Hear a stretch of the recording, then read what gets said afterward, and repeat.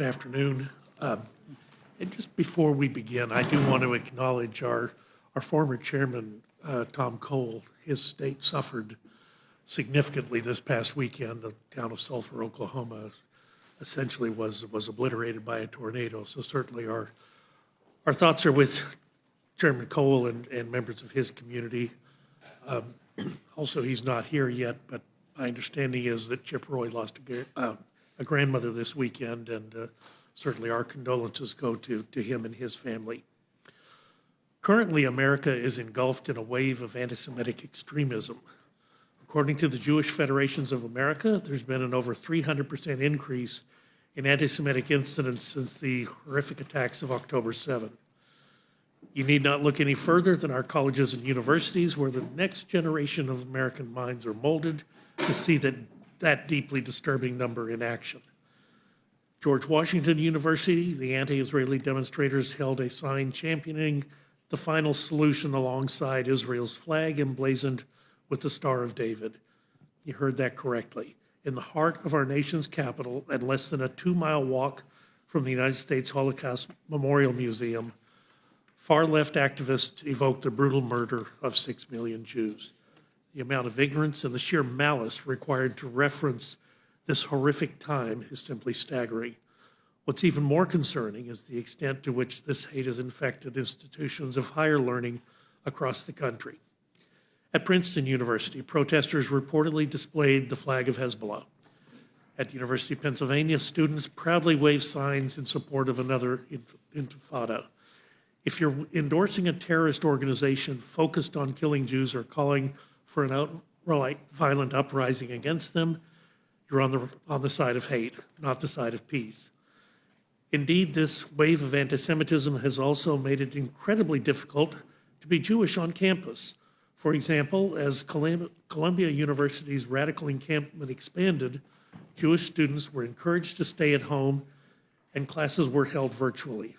As one freshman put it succinctly, "As a Jew, I no longer feel welcome on campus. I no longer feel safe on campus." He should be pursuing his dreams in an environment free from fear and hate. Anti-Semitism has destroyed that possibility. It is heartbreaking and simply unacceptable. But it isn't just the students. Faculty members have also suffered because Columbia allowed an unsafe learning environment to fester. The university deactivated the ID of a Jewish assistant business professor because they purportedly couldn't protect his safety amid radical protests. Collegiate administrators will do anything to avoid addressing anti-Semitic harassment on campus, even discriminating against their own employees. This very chamber has witnessed the lengths to which the universities and other institutions will go to avoid confronting this troubling reality.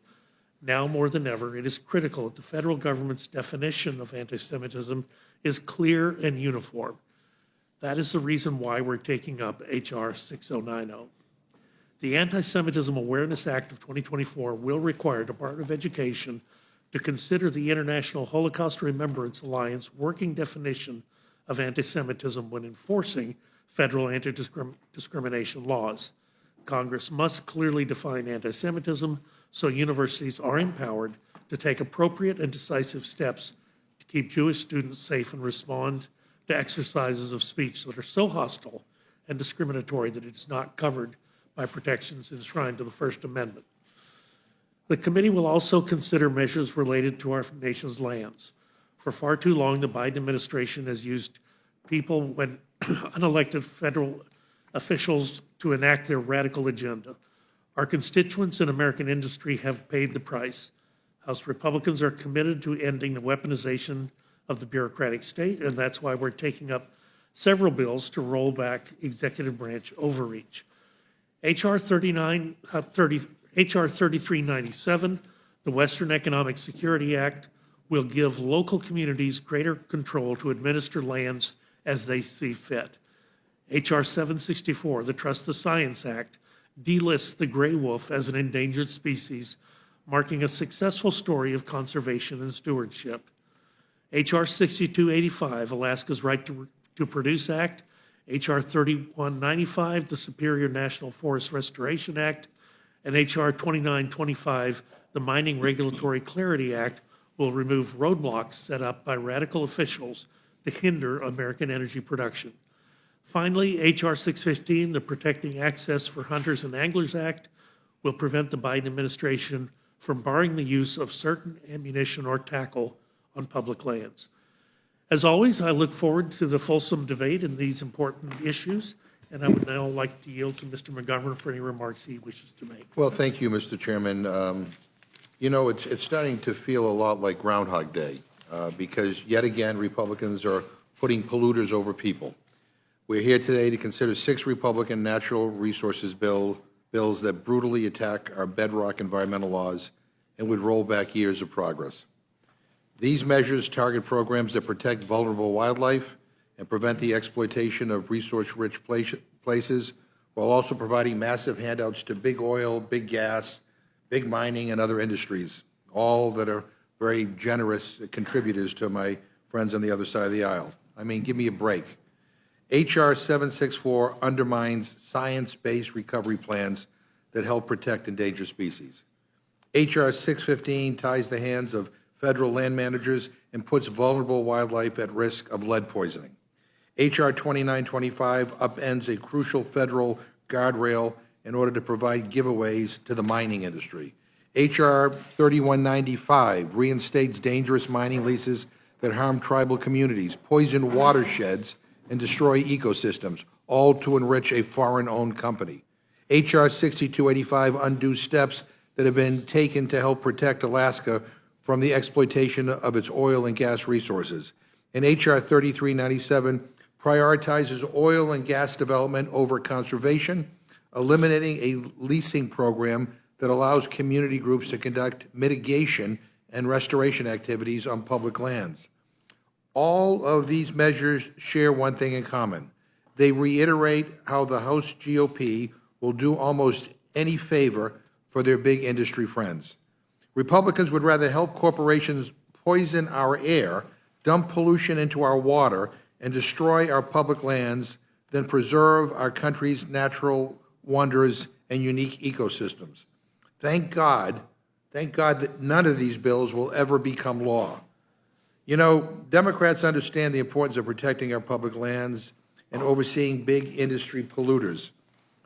Congressional Democrats and the Biden administration are committed to making the U.S. a world leader in clean energy. We want to meet the challenges of climate change with real action. We know there is a way to build an economy that works for everyone, one that isn't reliant on fossil fuels, and we will always choose to improve the quality of life of our communities for generations to come. So the choice here is a stark one. Do you want to support our nation's worst polluters by selling out our communities and wildlife? Or will you take a stand against these bills to ensure that we can responsibly protect and manage our country's natural resources? Now, we also have before us a bill called the Anti-Semitism Awareness Act of 2023. Let me be clear. Anti-Semitism is evil. Members will vote how they want on this measure, but it is my belief that we should be doing everything we can to not just condemn anti-Semitism and express our outrage over anti-Semitism, but to actually give our government the tools it needs to combat anti-Semitism. This bill does nothing of the sort. In fact, this bill basically puts us on a path towards saying that any disagreements with the Netanyahu government's conduct during this conflict is anti-Semitic. As Americans, it is our fundamental right to speak out against actions that we think violate our conscience, whether it's our own government or a foreign one. We are seeing horrific acts of both anti-Semitism and Islamophobia in this country, and it is a mistake to not approach these issues with more unifying actions that make a real impact on combating discrimination, hate, violence against anyone. And I just want to close, Mr. Chairman. I heard you say that it is important that this Congress take strong stands against hate. But I'm going to be honest with you. When I look at the agenda of my friends, the anti-LGBTQ agenda, the anti-women's rights agenda, the anti-civil rights agenda, basically trying to undermine our civil rights laws, or the indifference my friends have shown when they're when the former president hangs around with white supremacists like Nick Fuentes. Nothing is said. So this selective outrage is really quite interesting to me. But we should combat hate wherever it is. And again, people will look at this bill and decide whether or not this is the right way to go. But my understanding is that my Republican friends have been working overtime to try to defund the Office on Civil Rights, which I think would be responsible for implementing what is recommended in this bill. Boy, it's interesting. You want to give the office more responsibility on one hand, but you want to underfund on the other hand. I can't quite figure you guys out. But in any event, I welcome our witnesses and look forward to their testimony. I yield back. The chair thanks the gentleman. The gentleman yields back. Without objection, any prepared statements that our witnesses have will be included in the record. I would like to welcome our first panel, Chairman Bruce Westerman and Representative Ocasio-Cortez from the Committee on Natural Resources. Chairman Westerman, I welcome your testimony. Well, good afternoon, Chairman Burgess, and congratulations. I think this is the first time I've been before the committee that you've been chairing it. I know you've put a lot of work in the committee over the years, so congratulations on your chairmanship, and thank you for this opportunity to testify on behalf of 6 bills: H.R. 615, H.R. 764, H.R. 2925, H.R. 3195, H.R. 3397, and H.R. 6285. I'm excited about talking about what's actually in these bills and how they're good for the environment and good for the economy. But last year, the Biden administration adopted a death by 1,000 cuts approach to restricting access to hunting and fishing opportunities in our nation's wildlife refuges by imposing lead bans in 8 of the national wildlife refuges. H.R. 615, the Protecting Access for Hunters and Anglers Act of 2023, sponsored by Congressman Whitman, would reverse this unjustified ban on lead ammunition and tackle on federal lands and waters. These refuge-specific bans are not supported by scientific evidence that the use of lead ammunition and tackle is harmful to wildlife populations. If these lead bans go into effect, the cost of utilizing lead-free alternative products will be so steep that it will dramatically impact sportsmen and women's participation, turning hunting and fishing on America's public lands and waters — now these are resources that belong to every American — into just pastimes for only the rich.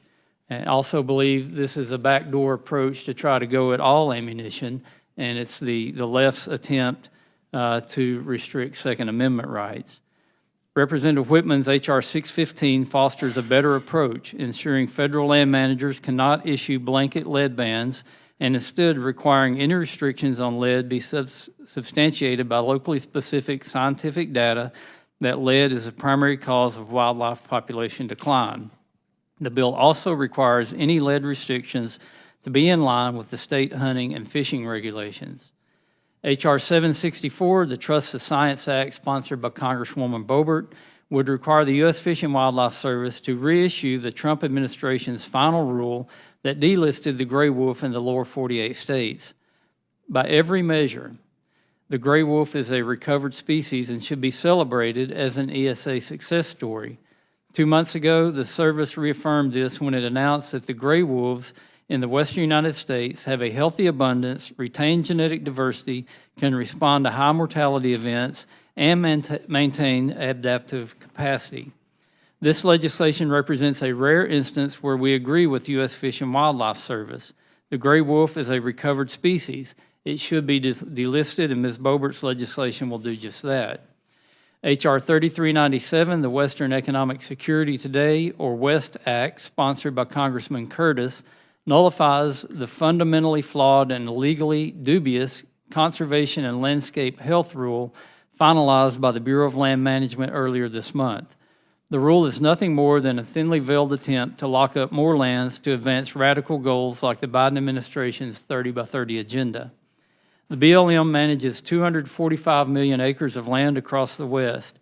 The BLM rule will cede control of that land to wealthy elites and environmental extremists under the guise of restoration and mitigation leases and new areas of critical environmental concern. If responsible use and development of public lands are prohibited, As the BLM rule proposes, families and small businesses, multi-generation ranches, local communities, and schools will suffer from lack of access to the natural resources in their own backyards.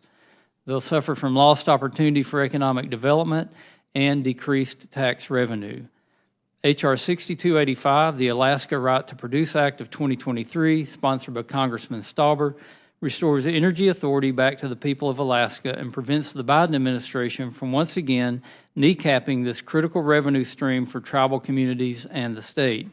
The Biden administration unilaterally canceled legally mandated leases in the 1002 section of ANWR, threatening the natural resource development that provides essential funding to support public projects and basic services in Alaska Native communities. The Biden administration also promulgated a final rule that would lock up over half of the National Petroleum Reserve, Alaska NPR-A, and prevent oil and gas exploration and production. To quote from the voice of the Arctic Inuit President Ngruk Harchek, the federal government has again excluded the indigenous North Slope Inupiat from policymaking by issuing a final rule for the NPRA that does not reflect our community's wishes. This is a deeply concerning trend by an administration that regularly claims to be the most indigenous-friendly government on record. Again, these are not my words, but the words of Alaska's indigenous people. The Biden administration has issued over 55 executive orders and actions targeting Alaska, locking up their lands and waters and prohibiting the state from accessing their natural resources which they depend on for their survival. Nothing about Alaska is like what we are accustomed to here in the lower 48. If you ever had the opportunity to visit with the former Dean of the House of Representatives, Don Young, Congressman for all of Alaska, you would know just that. Alaska must have the ability to access their resources for their livelihoods. Responsibly developing Alaskan resources supports U.S. energy security and national security. We cannot allow the Biden administration to sanction Alaska time and again, when they should be championing Native communities, local voices, and our national interest by supporting Alaska. H.R. 2925, the Mining Regulatory Clarity Act, sponsored by Congressman Amadei, would reverse a harmful decision made by the Ninth Circuit Court of Appeals, which affirmed a lower court decision revoking an approved mine plan for the Rosemont Copper Mine project in Arizona. This determination upended 40 years of mining regulatory precedent, along with over a century of interpretation of the mining law of 1872. If allowed to stand, this decision would impact all hard rock mining projects on federal lands moving forward, making it even more difficult to access the resources essential to our daily lives, resources we can and should be producing right here in the United States of America, resources that are essential to developing a more carbon-free energy sector. H.R. 3195, the Superior National Forest Restoration Act, introduced by Congressman Stauber, reverses yet another short-sighted decision from this administration. In January 2022, the Biden administration canceled Twin Metals' Minnesota 2 decades-old mineral leases in the Superior National Forest and simultaneously began the withdrawal process of over 225,000 acres of mineral-rich land, effectively barring new production of minerals such as copper, nickel, cobalt, platinum, and iron ore. The Biden administration's actions to stop this promising mining project cut deep into the region. The area has a long-standing history and tradition of mining, and area residents state with pride how they and their forefathers mined the iron that made the steel that won World War II. And this is also another area that's very rich in copper, nickel, and cobalt, which are essential in making electric products and electric components. H.R. 3195 would rescind Public Land Order 7917, restore mineral rights to prospective developers in the area, and require the prompt review of any mine plans of operations from potential future development. With China, Russia, and other foreign adversaries aggressively expanding their malign influence across the globe, it's time to say yes in my backyard to safe, reliable, environmentally friendly development of America's abundant natural resources. While the Biden administration continues to restrict access to our public lands and waters and threaten the American way of life, House Republicans are standing up for local communities across America by advancing policies that conserve our resources expand multiple use, and promote good stewardship in this and future generations. Thank you for the opportunity to testify on a long list of bills, but these are important bills. I urge the Rules Committee to report an appropriate rule so that they can be considered on the House floor, and I yield back. Gentleman yields back the chair. Thanks, the chairman. Representative Ocasio-Cortez, you're recognized.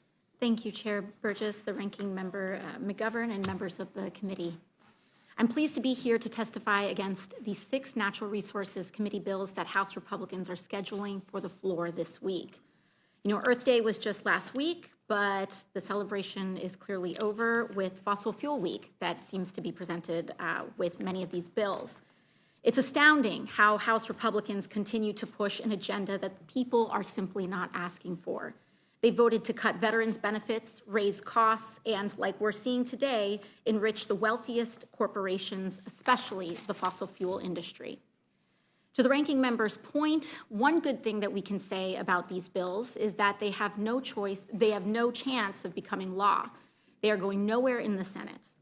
And nevertheless, though, we have 6 bills before us, so let's get into them. H.R. 6285 would fast-track drilling for oil and gas in the pristine Arctic National Wildlife Refuge and the Bering Sea. We're going to hear about how we need to destroy these places to help with energy prices, but that is simply not true. The United States is already the #1 producer of oil and the #1 producer and exporter of gas. All that has done is increase carbon emissions and enrich an industry that is already seeing record profits. Meanwhile, consumers still face volatile prices. That's for 2 reasons. The first is price gouging by the oil and gas industry, and the second is that oil and gas are global commodities. No amount of endless drilling can shield us from price shocks when OPEC decides to raise prices or when Russia decides to start a war in Europe. If we want energy independence, we should be transitioning to solar, wind, geothermal, and other clean energy sources that aren't subject to those kinds of shocks, and that create good union jobs right here at home. Oil and gas already enjoy an obscene wealth of tax giveaways in this country, special loopholes, and other subsidies as well. But we're supposed to believe that if we continue to let them drill just a little more, that they will finally lower their prices. This is all trickle-down nonsense. This bill is a giveaway to some of the wealthiest and most damaging polluters in the United States. And then we have the mining bills. Our existing mining law is outdated and bad enough as it is. The one frail guardrail that we currently have is that currently a mining claim is only valid if it contains valuable minerals. Makes sense. There has to actually be something there to mine. H.R. 2925 gets rid of that requirement, making it so that anyone can get exclusive rights to our public lands for about $10 per acre per year, permanently locking up almost any public land without there even being a valuable mineral deposit. Then, the claimant can conduct whatever, quote, mining-related activities they want, including burying the land in toxic mining waste. Plus, the bill rolls out the welcome mat for, quote, unquote, nuisance claims by bad actors who want to lock land up from being used for conservation or renewable energy unless someone buys them out. Meanwhile, H.R. 3195 would allow toxic sulfide ore copper mining in the Superior National Forest just outside the pristine Boundary Waters Canoe Area Wilderness in Minnesota. The Forest Service already looked into this and concluded that the mine could result in, and I quote, extreme, serious, and irreparable harm to the watershed of this wilderness area. These bills are total giveaways to wealthy corporate polluters. It's climate denialism, pure and simple. That theme continues with H.R. 3397, which would repeal the Bureau of Land Management's public lands rule. The Bureau has a multiple-use mandate that requires striking a balance between all potential uses of the 245 million surface acres of the people's lands that it manages, including commercial, recreational, and conservation activities. The new regulation finally ensures that conservation is on equal footing with uses like oil and gas development, timber, livestock, grazing, and mining. The rule also standardizes and provides guidance for related tools like conservation leases. It does not prevent responsible energy development, including renewable energy projects and building transmission lines. But this bill would repeal the rule because putting conservation on equal footing with fossil fuels is apparently too much to ask. Next is H.R. 764, the Orwellian-named Trust the Science Act. According to this bill, the science says that Congress should silence conservation experts and mandate that the iconic gray wolf be delisted under the Endangered Species Act. Somehow, I think that's not what the science really says. The last time the wolf was delisted, we saw states set up harvest quotas and even cash bounties for killing these animals, even their pups. And finally, we have H.R. 615, which would ban the Bureau of Land Management, the Forest Service, and the Fish and Wildlife Service from prohibiting or regulating lead ammunition or tackle on federal lands or waters, even though alternatives do exist that do not poison everything in sight.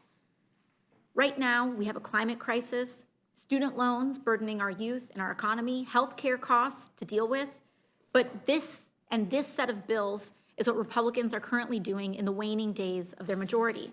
They're putting forward an agenda brought to you by GOP, guns, oil, and polluters. It's not too late to put up a better schedule for the House this week. I oppose these bills and yield back. Thank you very much. And I just have a couple of questions for Chairman Westerman. So with the proposed rule under 3397, the Western Economic Security Today Act, so we know which one we're talking about since there's a few, would that proposed rule, the proposed rule that's blocked in this bill, would it potentially block mining operations? Yes, it could block mining operations as well as many other public land uses. And it's misleading because it uses a term that I think we all support, conservation, which is not a use. Conservation is an ethic or an outcome for when you use land. But it's this rule is creating this guise that we're going to lock up land for, quote, conservation, and it could easily be used to stop mining or forestry or any other kind of use on public lands. It could even be used to stop recreation if they wanted to do that. And is there any estimate that we have of the potential tax revenue losses? No, CBO was unable to come up with a number on that, but we know it will be substantial if they use this to lock up federal lands. And we've seen this with administration rules that have stopped, attack certain areas of multiple use, and industries go away and people lose jobs, and the environment becomes worse than it was before you had people there actively managing with a vested interest in actually practicing conservation. And so there isn't any way for a community to hold those folks responsible under this? No. It'll be some bureaucrat here in D.C. saying what happens on rural land all across the country, and the residents that are affected by it will just have to take it. Yeah, thank you very much. And then just going to the bill regarding delisting, how many species have been delisted after being listed? Well, and the definition for that is how many species have been recovered. A miserable 3%. 57 out of like 1,700 have been recovered. We could make the gray wolf number 58, and the data shows it's recovered. Fish and Wildlife data shows that the Endangered Species Act actually worked in recovering the gray wolf, but you've got radical groups that are fundraising off of it that the last thing they want is to see a species actually recovered, because it doesn't give them clickbait or the ability to raise funds or to have a cause to work for. But the science says the gray wolf has been recovered, and we should delist it and celebrate the victory. Well, and I was going to mention that because in Minnesota, since 2017, in Minnesota, the gray wolf population has stayed equal or above the 2,500 which is well above both the state and federal population targets. So, but I guess overall, why is it so easy to get a species on the list, but darn near impossible to get it off? Well, I often refer to the endangered species, the listed species as Hotel California, because they come in and they don't leave, because once they're listed, people just, they have a cause. And you have organizations that pop up to raise money off of that, to be activists for it. And if you actually recover the species, you take away their ability to be activists, to raise money. And that's not what the Endangered Species Act was set. It's not why Congress passed it and the president signed it. It's to actually recover species. And if you measure the results of the ESA on the outcomes, again, it's only 3% of the species that have ever been put on have been delisted. And we can do better.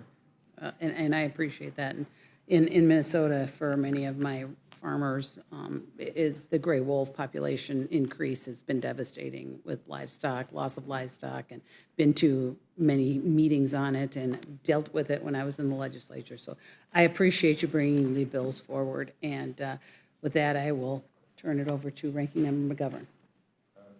Mr. Ocasio-Cortez, I don't know if you want to add anything, or?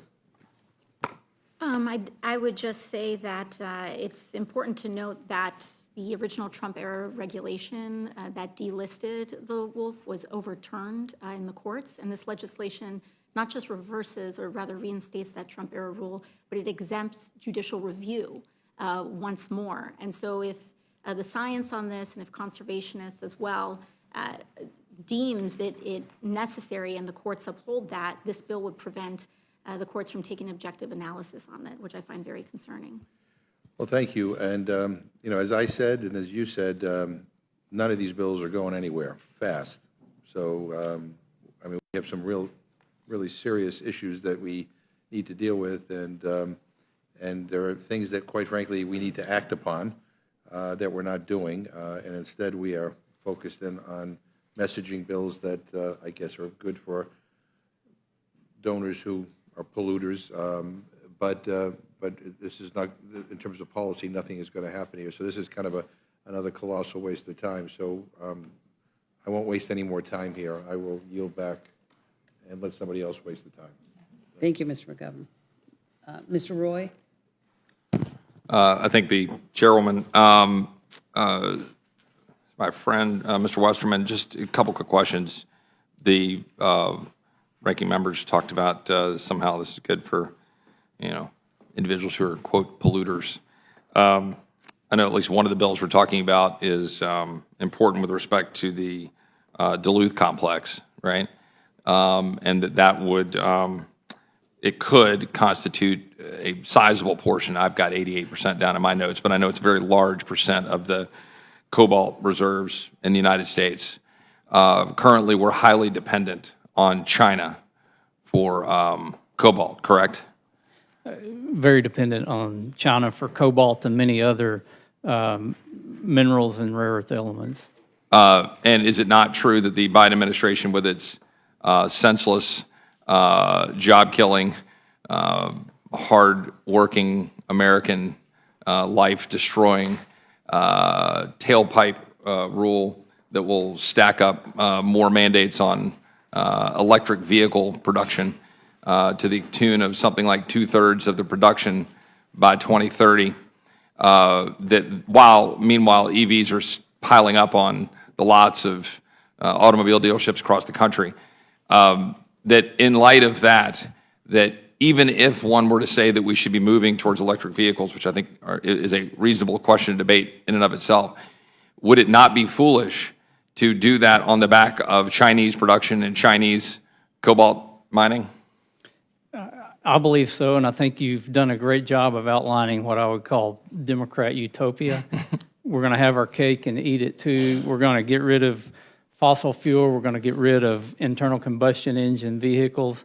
Everybody's going to drive an EV, and we're not going to mine anything to create the components that go into that EV, or to strengthening the grid, or to building wind and solar and more distributed electrical systems.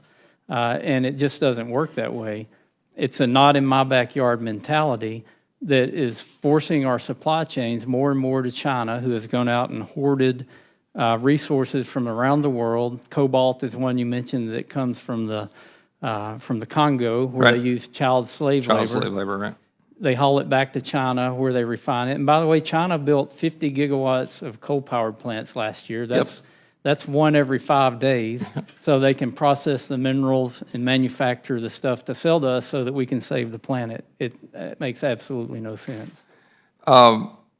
Representative Ocasio-Cortez, what do you say to that point, right? When we've got a significant amount of evidence that China owns the vast majority, if not all, 80% plus of the cobalt mine production coming out of Congo, et cetera.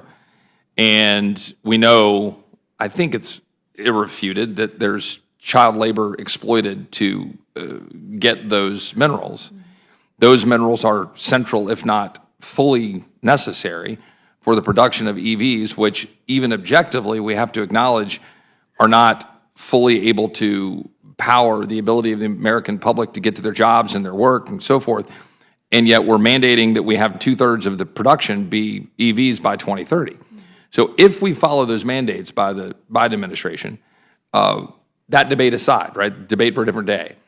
If you follow those mandates, you got to have a massive, massive amount of battery production. And by all indication, the vast majority of that Congo production is controlled by China. A huge amount of that has child labor and other issues that we've talked about. And you got trafficked child slaves that are reported in the production of it. Why on earth would we want to limit the ability of Americans to go mine cobalt? Now, I might say, well, that's kind of great because I actually still want the internal combustion engine. I actually think it's more affordable and better for the American worker who wants the plumber in San Marcos, Texas, to be able to go to work and afford the car. But if you buy into the motion of having, EVs that you can drive all over creation, even if you're from Texas and you had to do like I did, I appreciate the chairman pointing out in passing on my grandma, I had to drive 6 hours, like 300 miles to go see my grandma Thursday before she passed away, and 6 hours back. I couldn't do that in an EV. I wouldn't be able to make the round trip in time. But okay, assume we were able to ever produce batteries that last long enough, the charging stations, all the stuff. Why would we get rid of the American production of it? Thank you. There are several different components to your question. I want to make sure that I address them. First and foremost, on the issue of child exploitation, child labor, I think it is the role of the United States for us to push back forcefully on this production, and not just in the production of energy, but across the board. We see this in textile production, energy production, cobalt mining. It is horrific, and we need to make sure that our sources do not include child labor. But to get to the core of the question, too, on the China front, is that I find it interesting that there is this concern about Chinese ownership of minerals, and it is legitimate. However, the response to that seems to be deregulation specifically for companies that are largely Chinese-owned here in the United States. These companies are subsidiaries where the benefit of what we are deregulating here, and I'll give you a specific example. I would be remiss not to mention that the minerals produced specifically at the proposed Twin Metals mine that is implicated in this legislation would most likely be shipped to China for refining and smelting to be sold on the global market. These are not American-owned companies that American mined minerals would be going to. And so if your concern is the Chinese predominance of ownership in the mining market, I would be very concerned about passing this legislation. So that, I think, on the China piece there. And lastly, on the meeting our targets and mining cobalt, I think it's a false choice to say that in order for us to mine cobalt, we either have to destroy some of the most sacred lands in the United States or rely on child labor. There's responsible mining in the United States that is available to us. But secondly, I also find it interesting that the majority presently pushes back against battery recycling, which would allow us to open the path to reducing our reliance on mining in general. There is enormous potential in recycling many of these EV batteries, but we have not made the investments or the shifts necessary in order to unlock that so that we can reduce our reliance on solely mining as the only source of battery. Thank you. Well, I appreciate that. Before I give my colleague a chance to respond, as I think he probably wishes to, I would only note that happy to have a conversation about restricting Chinese ownership of any number of corporate activities in the United States, or ownership of farmland, or ownership of land near military bases, or frankly, ownership of meat packing, production, including mineral production and so forth. A significant reason why it would be mined here and shipped back is because they've got all the production facilities, because they've been building and mining these, because they've got the resources to do that. And here we've got the God-given benefit in America being able to produce very clean burning natural gas, very efficient ability to have automobiles that have an internal combustion engine, which are basically fractionally about a 1.5% of the CO2 production when you compare it to what we're producing in China, as the gentleman noted, where they've got 1,100 coal-fired plants burning in China, and we have 250, and they're building 2 a week, and we're building none. And yet we're building no nuclear plants except for the Georgia plant that was finally put online 45 years after it was permitted by the Nuclear Regulatory Commission. So I think if we're going to be serious about it, we can't say, I just don't accept the premise that this sort of general notion of, well, we got to push back on the child labor. Well, I mean, we're going to use that child labor unless we find a supply right now, because the Biden administration has put their foot on the gas to say we must have EVs in 2030 at the extent of 2/3 of our entire production line. So Toyota is not a Chinese-owned company, but Toyota has a massive production facility in San Antonio, tells me that they will largely have to put their entire assembly line starting next year into EVs pretty much only, because they can't financially afford to do otherwise with these mandates on the tailpipe rule, which will be shutting down the internal combustion engine production of the Toyota vehicles. No Chinese ownership there, because that's where they are, which will then mandate the EVs, driving up the price of those vehicles, and then they got to go figure out how to get the batteries and get the production. I know the gentleman seemed like he wanted to jump in on that, and so I'd like to give him a chance to respond. I appreciate the opportunity to respond. So many things to talk about here, and I agree with the assertion that we don't have the refining and the smelting capacity in the U.S., but that's self-imposed. You go back to 1995, we produced 3 times the copper of China, and today they produce 11 times more copper than us. They have 50 smelters, and we have 2. That's another area of regulation that's forced business like that out of our country to China, and they're making the things that we need. We're exporting wealth to China to build these projects, and we have the resources that have made this country strong and that are still here to make us strong in the future if we will just use them. Well, I appreciate the gentleman. I will, in the interest of time, yield back. I know there's other issues here. I would just push back on the general notion that these aren't important pieces of legislation. I mean, dealing with figuring out how we're going to protect our federal lands and the wildlife and the ability for hunters and anglers to use them, all that stuff are all part of this legislation, and we all share an interest in conservation in that respect. Look at Texas. We have very little federal ownership of the land, happily so. But where we have federal lands, we ought to try to manage it appropriately for good stewardship for multiple generations, including production and AMWR, which is a tiny, tiny fraction of the footprint of the entire state of Alaska. Lots of studies about wildlife benefits and so forth. But we'll put that aside for a different day, and I'll yield back my time. Thank you, Mr. Roy. Ms. Scanlon? Thank you, Madam Chair.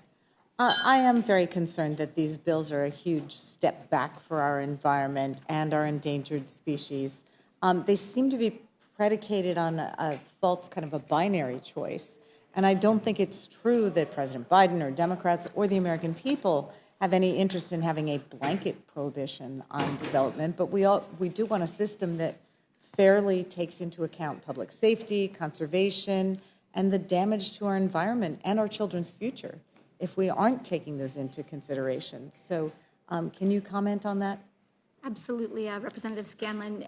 As you noted, particularly in the public land rule, specifically, this shift in the rule is not even to put conservation and restoration above, energy production, recreation, or any other considerations. It's simply to allow the consideration to be on equal footing. And I would emphatically push back on the notion that conservation is just simply cordoning off, that this rule is just about conservation and cordoning off several acres of land and saying there's nothing to be done here. But this is also about land restoration. And there are so many acres of land, federal lands, public lands.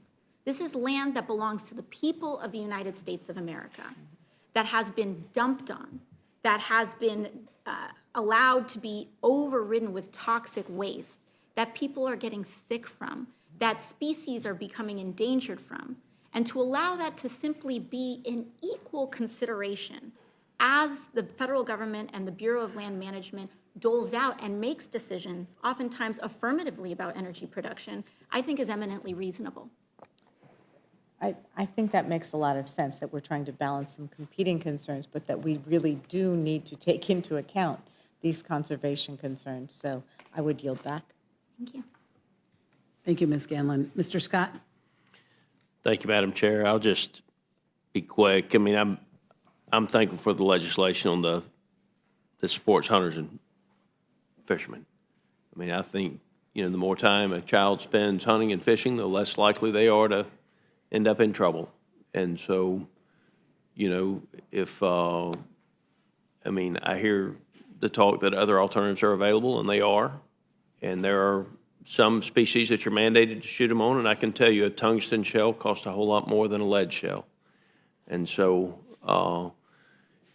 you're talking about 4, 5, 6 times the cost.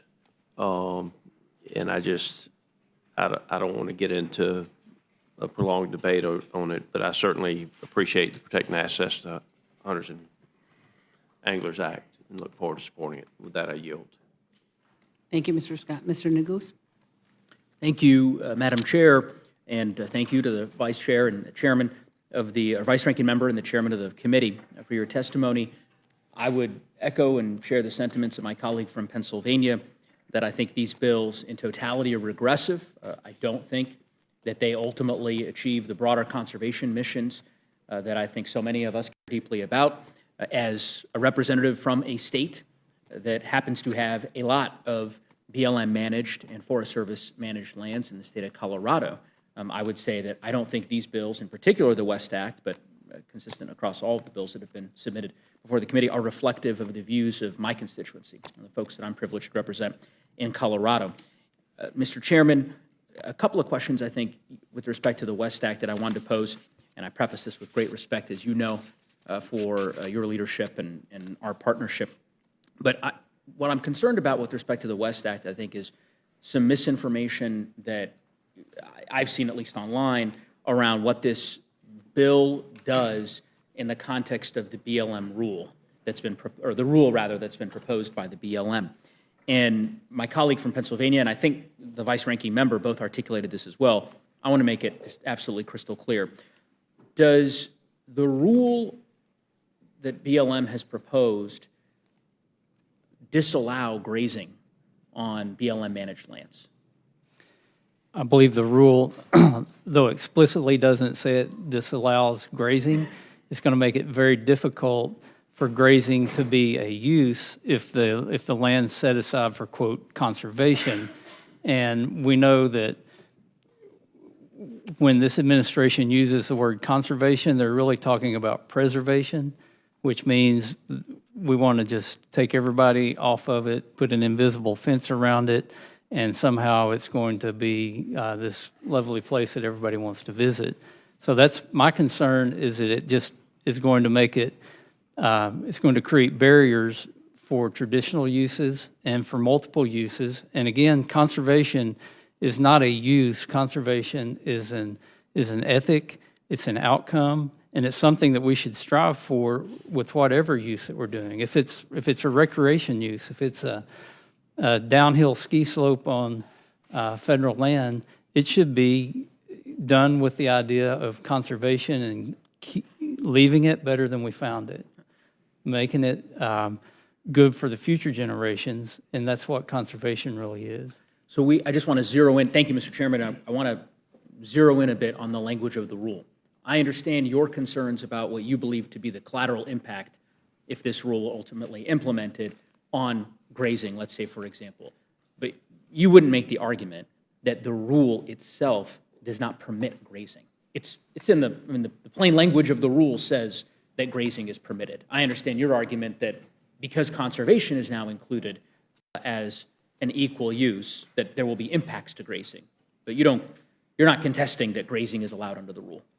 No, I'm not contesting that. I'm just saying it's going to create a barrier to grazing, and it's going to give a bureaucrat another tool to stop some kind of multiple use. That you could have conservation and grazing, you could have conservation and forestry management, you could have conservation and recreation, and as I stated before, you should have conservation with any kind of use on the federal land, but it's very vague to say we're going to make conservation the use of the land. But I guess, Mr. Chairman, and I suppose this will be further gleaned during the debate that we have on the floor about these particular bills, at its most visceral level, I would think the American people would both understand and appreciate a decision made by the Land Management Agency to allow these lands to be used for a variety of different purposes: grazing, conservation, extractive purposes, by the way, are still permitted under the rule, the plain language of the rule. There's nothing in this rule that says you cannot permit drilling, for example, on a particular area of land managed by the BLM. And so I'm struggling to understand the argument that House Republicans are making with respect to the BLM rule. And maybe Representative Ocasio-Cortez, Vice-Ranking Member, who care to expound on that. Yes, I mean, I would also contest. The notion that conservation is not a use. In fact, it is all about our future use, and the idea that the preservation and ensuring that we are protecting lands for the use of future generations is not a use, I think is very short-sighted. It could potentially, and I think it also sets the stage for an argument that that the only legitimate use of public lands is short-term, and that and I think today's areas of lands that are conserved could be tomorrow's areas of lands that ironically could be grazed or could be used for other forms of production or recreation. And so, to your point, and to answer your question directly, this rule does not eliminate grazing as a use, and it does not preclude grazing as a use of federal public lands. Couldn't agree more, and I think you articulated well why ultimately the BLM rule has been widely supported by so many. Because, again, it's not favoring one use over another. It's simply giving the land management agencies the tools that they need, in particular in the case of this rule, the BLM, the tools that it needs to be able to appropriately manage these lands. And so, Mr. Chairman, I see you, of course. Well, I would contest and contend that the rule actually does favor one use over the other. The final rule states, and I'm quoting here, leases will not override valid existing rights or preclude other subsequent authorizations so long as those authorizations are compatible with the restoration or mitigation use, end quote. So it is giving a higher authority to the restoration or mitigation use. And that's the concern that I have, is this will be used to trump all other uses on federal lands. But I suppose, I appreciate you quoting that particular language. You're equating the restoration and mitigation use to the conservation use?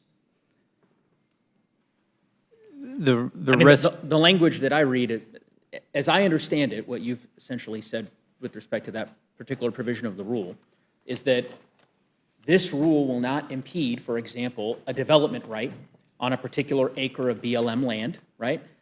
Unless that somehow contravenes a restoration or mitigation use. Let's say in the context, just real-world consequences here.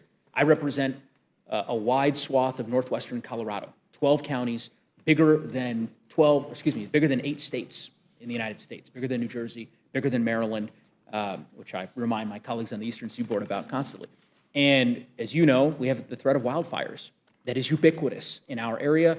We've had two of the largest wildfires in the history of Colorado happen both in the last 4 years. So to the extent that a development right, a development use on a particular BLM-managed land within my district or my state would somehow impede mitigation work that needs to be done to prevent a wildfire, hazardous fuels reduction, which of course I know you care a great deal about, Mr. Chairman. That to me seems like good planning on the part of the agency. That doesn't seem like the sort of horror stories that we've heard, not from you, but I think from some others, about what the BLM rule would purport to accomplish. So I believe this would actually could be used to stop forest management as another example. And the BLM did rename conservation leases to restoration leases in the final rule. They're actually the same. And I want to go back to what the law says, because we're talking about a rule that's being proposed by the bureaucracy based on current law, and the current law under the plain reading of FLTMA says Congress defined the principal or major uses of BLM lands to, quote, include and be limited to domestic livestock grazing, fish and wildlife development and utilization, mineral exploration and production, rights of way, outdoor recreation, and timber production. Nowhere do the words conservation, restoration, or mitigation appear as a use. So the administration is adding to the law. They're saying there's a new use, which, as I've said before, is not really a use. It should be an ethic for all uses, and it's an outcome for those uses that we have.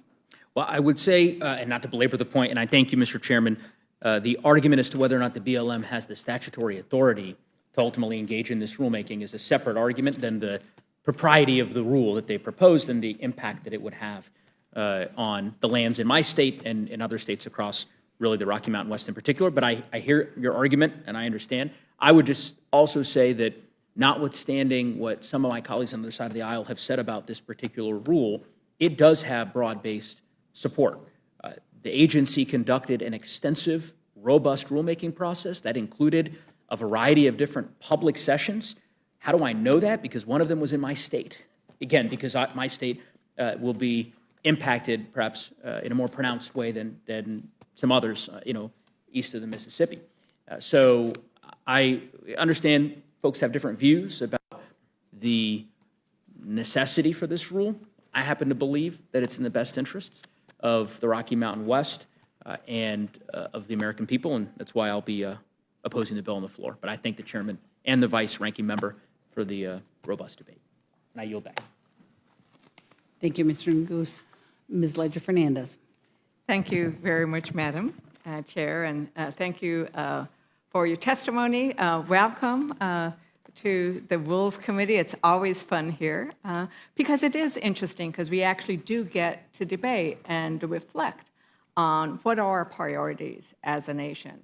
And the last time we were in this room, we were hearing from our chairs and rankings with regards to major national security issues. And the chair of the Foreign Affairs urged this committee and his colleagues to recognize the dangers of China, Iran, and Russia, and the fact that they were intertwined and adversaries of American interests. Chair Wisterman, did you vote for the bill to ban TikTok from operating in the United States unless its Beijing-based company ByteDance divested to an American-controlled company? I did. And I'm supposing that you did so because you recognize the security risk to have a foreign adversary like China mining our data on the phones of all of those Americans, correct? That was part of it, yeah. Yeah. Are there provisions of the Mining Regulatory Clarity Act that would prevent a Chinese-controlled company from leasing public land or mining our nation's precious metals? Well, we're working to make sure that doesn't happen. I know Republicans have proposed a lot of legislation to ban Chinese ownership of American ag land, and we've also got legislation to ban Chinese ownership or use of public lands as well. Right. But in the mining bill that you are presenting here today, there was an opportunity in the House Natural Resources Committee to specifically state that we would not allow foreign companies who are adversaries, who are bad actors, from being able to take advantage of our antiquated mining laws and take our public lands and our minerals. Is that correct? There was a bill. There was an amendment by Representative Luna, correct? There was an amendment that we felt was not worded properly. It would have extenuating circumstances to it, so I opposed that amendment. But that is an area that we're willing to work on. But what this bill focuses on is actually using the resources that we have, because right now we're becoming more and more dependent on China. You know, the World Bank said that by 2045 we need to mine more copper in the world than has been mined to date. We're now so far behind China on copper, and we could look at steel, we could look at rare earth elements. They're leading in basically every category. We're dependent on Russia for the nuclear fuel for our nuclear reactors. So we have all of that here, but under the current administration and the current programs and rules, nobody's going to use it. But we would at least have an opportunity for an American company to produce it and for American workers to process it and manufacture it. But we can't do that while it's in the ground. But this is the problem. When you said we now would have an opportunity for an American corporation to do it, well, the amendments that were proposed in House Natural Resources would have not said, let's make sure it's American companies. Because right now, under the 1872 Mining Act and under the act that is being proposed now, the Clarity Act, Mining Regulatory Clarity Act, we allow all of those bad actors that you have just described to come in, to take American resources, to not pay a dime to the American public in royalties, and to not even have to clean up after themselves and not worry about, and the rest, I am so worried about the amount of water that gets used without any of the oversight that we need. And so those are the issues that I think is important. And it's important that the American public know that there was a specific opportunity. But I will say this, that we have another opportunity to fix that issue. I will be offering an amendment. I have offered an amendment to make sure that we don't allow foreign actors to take our resources without paying us a dime. And there was an opportunity, you could have said that in the Mining Regulatory Act. We said, we're going to now take royalties. But this Mining Regulatory Act does not require royalties to the American public for taking either the minerals that you described that are important for renewable energy, or they're important for all kinds of other things. They do not pay a dime in royalties. Representative Ocasio. Could I respond to that? Sure. Quick? So that's just not true to say that we're going to allow people to come in and mine and not clean up. We have the best mine reclamation program in the world, and that's just not going to happen, that a company is going to come in and mine in the U.S. and not clean up after themselves and do reclamation. We're also talking about a point that's often lost. This mine in Minnesota is an underground mine, so it's not strip mining. It's not, and it's not the mining practices that are trying to be painted of this, saying it's going to destroy the Boundary Waters canoe area. Again, this is providing access to U.S. elements and minerals that are much needed. The company that's wanting to develop the minerals said they would process them in the United States. So they're not going to be shipped overseas to be processed. They're going to build the processing facility there if they could ever get it permitted, which is a whole nother issue when you try to start permitting a manufacturing facility. So I think the representative wants to speak to the issue about is there a requirement in the law for the cleanup and how that often happens, but I'm going to yield to my ranking member. No, and I just wanted to point out for the record, because I love these guys with all their excuses of why things are not in the bill. And if I heard the gentleman correctly, he said that he didn't accept the amendment that you were talking about, the Lunar Amendment, because it was poorly drafted. It's just hard to believe that between that committee meeting and now, we couldn't have drafted an amendment more properly or worded the exact way so that your concern would have been addressed. And I just, I mean, there's always an excuse why we're not doing things, but a poorly drafted amendment, or we didn't agree with the wording of the amendment, when you could have changed the wording and you could have taken care of the issue that the general lady raised. I just wanted to point that out for the record. But also, I mean, because if you care about this, and this is the problem, is we keep hearing from the Republicans that they're about America first, right? We keep hearing that they're not, that they want to take on China. But then when they have a chance, they do not do it. This bill does nothing to stop China or Russia or any other foreign corporations. As much as I might like Canada, Canadian corporations are some of the biggest corporations mining our resources and not giving the American people a dime. And that's what bothers me about this. All kinds of things that bother me. But Representative Ocasio-Cortez, you wanted to respond to some of this. I mean, Representative Fernandez, you've encapsulated so much of what is wrong with the general thrust of many of these bills. And to your point, this is not about what many in the Republican majority are putting forward is not about America first. It's about America to the highest bidder. And it's about America to whoever is willing to pay the most. And the idea that federal public lands that belong to the American people of the United States could potentially be given away to any foreign company.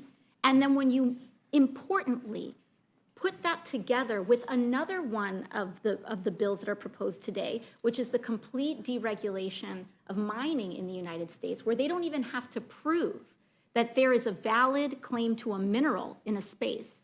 This can very seriously be used for dangerous purposes that I think are counter to U.S. national security, including our energy security. We have to transition to renewable energy and to a built-up grid in the United States, which includes building out new energy transmission lines.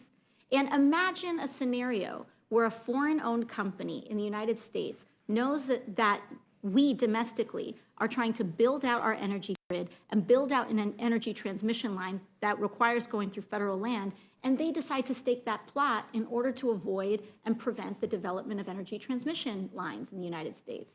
It could slow down our grid, and there's so many different ways that this could go sideways if we don't put a check to this right now. And we have to make sure that we're both engaging in conservation, engaging in restoration, but also engaging in responsible use and our responsibility to be proper stewards on behalf of the American people of our federal lands. Yeah, I think that what we are looking at today really prioritizes the biggest, wealthiest corporations, yet again, mining corporations, whether they be American or foreign, over public interest. This is public land, American land. And Americans deserve to get paid when you take stuff out of it, because that's our minerals. And those are our resources. One last note, Representative, on the idea that the boundary waters and the deregulation around that is not of concern. There is currently mining in that area of taconite, but we're talking about expansion of this mining into elements like copper sulfide, which are far more toxic. And the fact that they are underground near waters, boundary waters, is actually quite alarming, if not more alarming than otherwise. So I yield back. And I would also point out that the issue of what is being proposed here by the Republicans is not supported by their constituents. So there was a poll of over 70% of Minnesotans support proposed legislation to permanently protect the boundary waters from risks associated with sulfide or copper mining. Madam Chair, I ask unanimous consent to enter into the record that poll. So ordered. Without objection. Without objection, sorry. I would also point out that there's another poll that 82% of voters support the conservation of our public lands and waters. Madam Chair, I'd ask unanimous consent to enter into the record that poll. Without objection. And I think it's really important that that because when we talk about conservation, like I remember when Republicans were like the first conservationists, right? That wonderful Republican president, Teddy Roosevelt, that talked about conservation as being part of a moral duty of Americans and recognizing that conservation is patriotic, precisely because we're preserving our lands for the future generation. And then I'd like to also enter into the record, the Biden administration's public lands rule received 90% supportive public comments. Madam Chair, if I may. Without objection. Thank you so very much. And I think it's really important to recognize that that the public lands rule was in consultation. It wasn't Congress deciding one thing, right? That there was this public consultation with the ranchers and farmers who are impacted, with the indigenous people, with the communities who often rely on the public lands for wonderful things like recreation. And the chairman has a wonderful bill that he got passed out of the House about getting out and exploring. But utilizing our public lands and near public lands to some of our national parks and forests, protecting those areas is key. And that's why Americans are supportive of these rules that look at all of it, that are engaging. It's not Congress from up high here in D.C. forcing stuff down on the American public's throat about the lands they hold precious. I will say I was up in the Pecos, which is a place where there was a foreign mine, and it made a mess. We love fishing, and all those fish were dead. You could not fish for decades. That foreign corporation got up and left. And it took decades for the state to clean it up. And those are the things that are real. And I had with me on a 5-hour hike up into go look at that land, ranchers and farmers who were very opposed to future mining in that area, who were very supportive of conservation because they recognize that conservation could often be very important for grazing land as well. They are original conservationists. And with that, Madam Chair, I yield back. Thank you very much. All right, so we are done with this panel, and thank you for appearing with us today, and the witnesses are excused.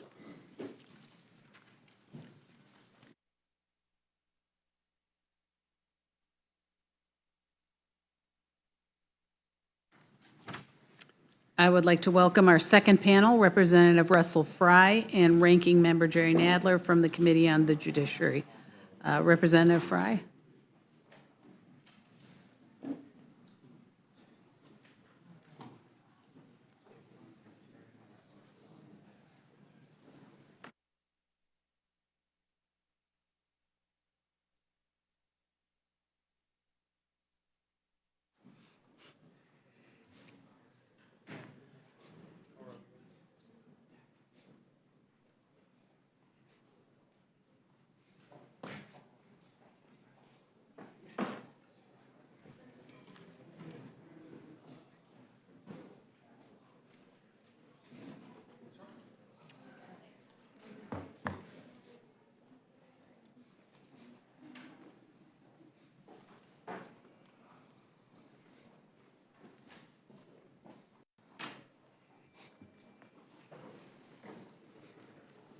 Thank you very much, both of you, for being here. And Representative Fry, welcome your testimony.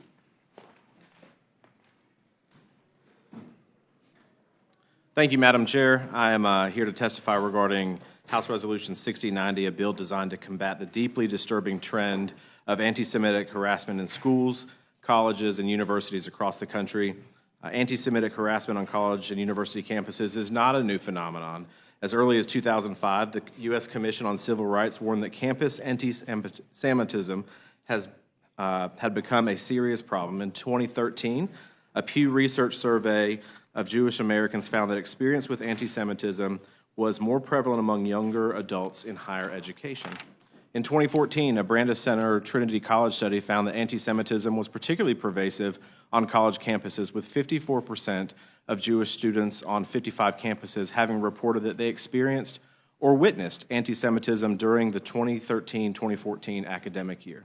In 2021, The Louis Brandeis Center for Human Rights under Law conducted a survey of Jewish fraternity and sorority students, finding that most have felt unsafe at some point while on campus or in virtual or campus settings.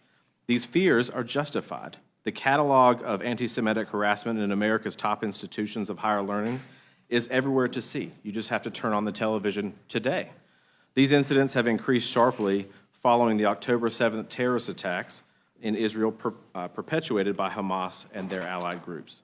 In late October of 2023, at Cooper Union in New York, visibly Jewish students were forced to shelter inside a library as pro-Palestinian protesters tried to gain entry, banging on doors and windows to terrify them. In October 26, 2023, anti-Israel protesters assaulted multiple Jewish students at Tulane University in New Orleans. In November of that year, a Harvard law student and other anti-Israel protesters physically and verbally attacked a first-year Israeli student at Harvard Business School while he pleaded with them to stop. From October 7th until mid-January of this year, the Department of Education has launched 51 investigations into complaints alleging discrimination based on actual or perceived shared ancestry in K-12 schools, colleges, and universities. From January 16th to today, the department has launched over 45 investigations into those schools and colleges.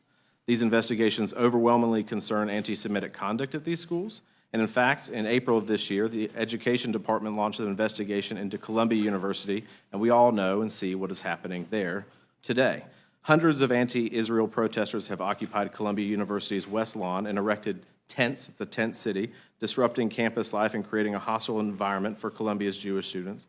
Hundreds of pro-Hamas students were arrested for trespassing after repeated warnings to vacate the area, only to be released and to return back to Columbia. A rabbi at Columbia's Orthodox Union Jewish Learning Initiative has advised Jewish students to leave campus before the university has shown that it cannot keep them safe. Columbia revoked the campus access of a Jewish professor who has been critical of school administrators because the university said it couldn't ensure his safety. Speaker Johnson, Chairwoman Fox, Republican members of the New York delegation went to Columbia University just last week, and while addressing the campus were greeted by anti-Israel chants, "From the river to the sea, Palestine will be free."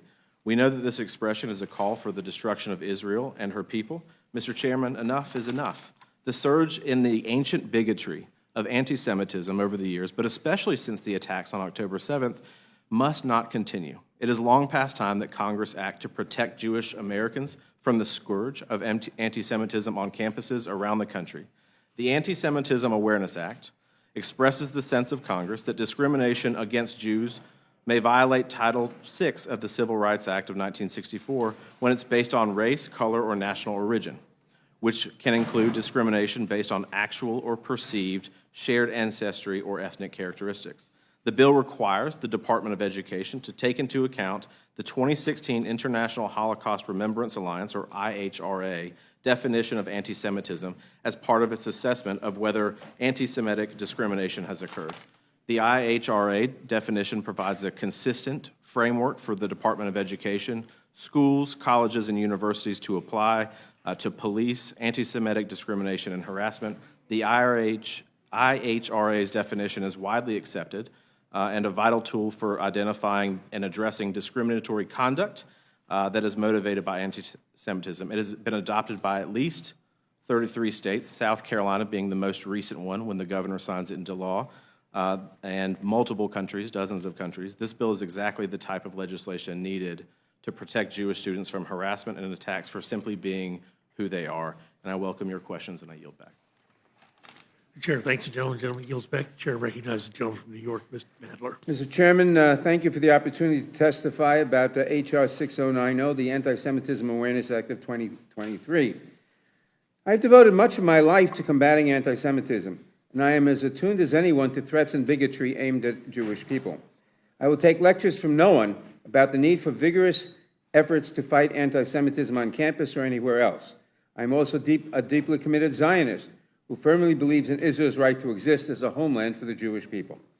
But as someone who is also a longtime champion of protecting the principle of freedom of speech, I must oppose this misguided bill. While there is much in the bill that I agree with, its core provision would put a thumb on the scale in favor of one particular definition of anti-Semitism, that it calls on the Department of Education to use when assessing whether anti-Semitic intent motivated certain conduct and whether that conduct violates Title VI of the Civil Rights Act of 1964 based on a person's actual or perceived Jewish ancestry. This definition, adopted by the International Holocaust Remembrance Alliance, or IRA, includes, quote, contemporary examples of anti-Semitism, close quote, particularly with respect to criticism of the State of Israel. These examples can include protected speech in some contexts. To be clear, I vehemently disagree with the sentiments toward Israel expressed in those examples, and too often criticism of Israel does in fact take the form of virulent anti-Semitism. Many Jewish students no longer feel safe on campus, and some colleges have not done nearly enough to protect them. But while this definition and its examples may have useful applications in certain contexts, especially when used in conjunction with other available definitions of anti-Semitism as part of a comprehensive and effective approach to combating anti-Semitism, by effectively codifying them into Title VI, this bill threatens to chill constitutionally protected speech. Speech that is critical of Israel alone does not constitute unlawful discrimination. By encompassing purely political speech about Israel into Title VI's ambit, the bill sweeps too broadly. As the American Civil Liberties Union notes, if this legislation were to become law, colleges and universities could end up suppressing protected speech, criticizing Israel, or supporting Palestinian rights to avoid Title VI investigations or the potential loss of federal funding. Moreover, it could result in students and faculty self-censoring their political speech about Israel or Palestinians. Indeed, the IRA definition's lead author, Ken Stern, shares these concerns about codifying this definition, which he wrote. Unfortunately, the Judiciary Committee never had the opportunity to consider this legislation in a markup where some of these concerns could have been aired. Instead, the bill is being rushed to the floor in a cynical effort to exploit for political gain the divisions currently being played out on college campuses across the country. Not only will this bill not heal the deep wounds that have been exposed, but it also does nothing to actually combat anti-Semitism on campus. Vigorous enforcement of civil rights laws does not depend on defining terms like anti-Semitism or racism. So long as the discrimination in question was on the basis of a protected characteristic, it is unlawful. In fact, codifying one definition to the exclusion of all other possible definitions, which the bill's findings make clear is the intention of its sponsors, could actually undermine federal civil rights law because anti-Semitism, like other forms of bigotry, evolves over time, and future conduct that comes to be widely understood as anti-Semitic may no longer meet the statutory definition. To be clear, the steady rise in anti-Semitism in our country over the past several years is a real and disturbing trend, a trend that has been supercharged following the October 7th terrorist attack on Israel by Hamas. In testimony before a Senate committee several weeks after the October 7th attack, FBI Director Christopher Wray testified that anti-Semitism in the U.S. was reaching, quote, historic levels, and that the FBI's statistics would indicate that for a group that represents only about 2.4% of the American public, Jewish Americans account for something like 60% of all religious-based hate crimes. There is no excuse for bigotry, threats, or violence directed at anyone, anywhere, and it is imperative that we confront the scourge of anti-Semitism. And Congress can help, but H.R. 1690 is not the answer. Instead of engaging in political theatrics that do not do anything concrete to stop anti-Semitism on campus, we need to put our money where our mouth is. Last year, the Biden administration outlined a comprehensive national strategy to counter anti-Semitism, a cornerstone of which was increasing enforcement actions by the Office for Civil Rights at the Department of Education, the federal agency responsible for enforcing anti-discrimination laws that protect students. President Biden's budget called for a 27% increase in funding for that office, but funding remained level for FY 2024. If my Republican colleagues were serious about this issue, they would have fully funded that request. Instead, they bragged about proposing to slash funding for the Office of Civil Rights by 25%, and ultimately insisted that funding be kept flat, despite the marked increase in complaints of anti-Semitism. If my Republican colleagues were serious about anti-Semitism, we would be considering Ms. Manning's legislation to codify the national strategy to counter anti-Semitism today instead of fiddling around with definitions. Their promises about combating anti-Semitism and their actions disconnect in other telling ways as well. If my Republican colleagues were serious about anti-Semitism, they would have spoken up after the deadly 2017 Unite the Right rally in Charlottesville, where neo-Nazis chanted that, quote, Jews will not replace us. If my Republican colleagues were serious about anti-Semitism, they would have spoken up when President Trump then declared that there were, quote, very fine people on both sides, unquote, of that rally. Or just last week, when he tried to minimize the seriousness of the Charlottesville rally by saying that it was a peanut, in quotes, compared to ongoing campus protests regarding the Israel-Gaza war. We hear nothing from our Republican colleagues when some conservatives repeatedly invoke George Soros as a sinister Jewish financier allegedly orchestrating a global conspiracy of left-leaning political causes, a modern-day iteration of an ugly and long-standing anti-Semitic trope. It used to be the Rothschilds, now it's George Soros. I say to my Republican friends, for too long, your selective silence on these matters has been deafening. If you mean what you say here today, if you believe that the threats and vitriol that Jewish students face on college campuses is unjust, and that combating anti-Semitism is more than a convenient talking point in your politically motivated crusade against institutions of higher education, then I beseech you, please move beyond pointless gestures and posturing and actually help us protect Jewish students. Fully fund the Office for Civil Rights and the administration's efforts to counter anti-Semitism and other forms of discrimination. President Biden's FY 2025 budget request once again includes an increase in the office's funding. We should grant that increase. Our nation's students deserve no less. By contrast, H.R. 6090 threatens freedom of speech, one of our most cherished values, while doing nothing to combat anti-Semitism. For these reasons, I urge the committee to oppose H.R. 6090, and I'd be happy to answer any questions you may have. Thank you, Mr. Nadler. Thank both of you for your testimony. Mr. Nadler, can I just ask you, you made the point that this evolves over time, but then also the point has been made repeatedly that things have gotten markedly worse since October 7th. So something that evolves over time, but now is markedly worse. What are you hearing from your constituents? I mean, this involves your area. You're their representative. What are you hearing from your constituents? I have probably the largest Jewish Yeah, well, what are you district in the hearing country. from your constituents?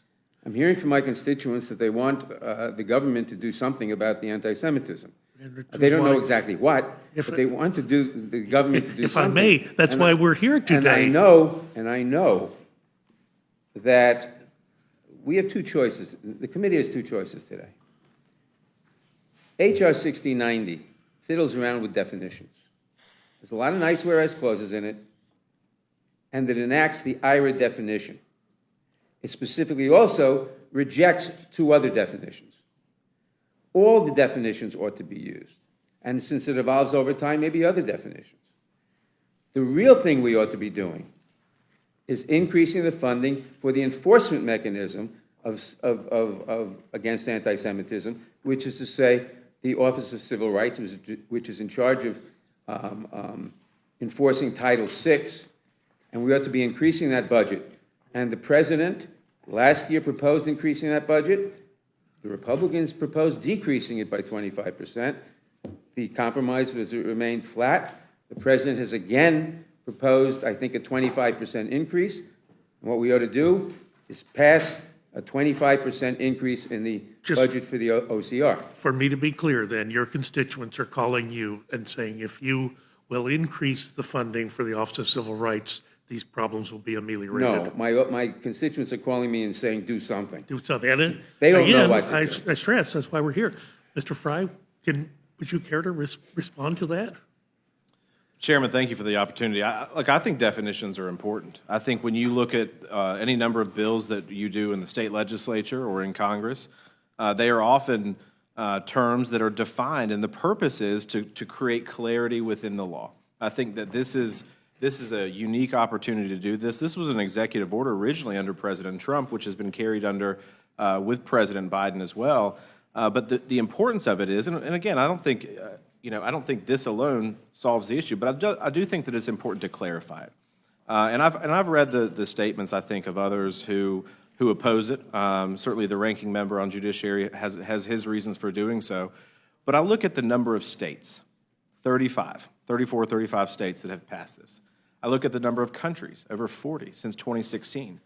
And I'm not seeing, and I haven't seen, the level of hysteria manifested in real time on some of the concerns that I'm seeing brought up by the ranking member. And so I think it's important. I think other countries have used this definition, and I think it does provide a modicum of clarity to the issue, is that Congress needs to say what its will is. Whatever that definition may be, it needs to define what this is, because it provides clarity to the agencies. The agencies aren't elected. They're the bureaucrats that carry out the intent of Congress and the executive branch. So providing this definition, as other states have done, as other countries have done, I think is a step in the right direction. Mr. Chairman, may I comment on? The IRA definition is a definition. It's a useful definition. There is a nexus definition. There is a Jerusalem definition. This bill says it codifies the IRA definition and says don't use the other two definitions. We ought to use all three of them, and none of them should be codified into law because things change. The chief author of the IRA definition, Kenneth Stern, said this. He said it shouldn't be codified. The IRA definition and the Jerusalem definition and the nexus definition give examples of things that could indicate anti-Semitism, but under certain circumstances might not. Codifying one definition, codifying any definition is a bad idea. Codifying, as Mr. Stern, the author of the IRA definition himself said, which is this bill would codify the IRA definition, and its own author, that is the IRA definition's author, Mr. Stern, has said it shouldn't be codified.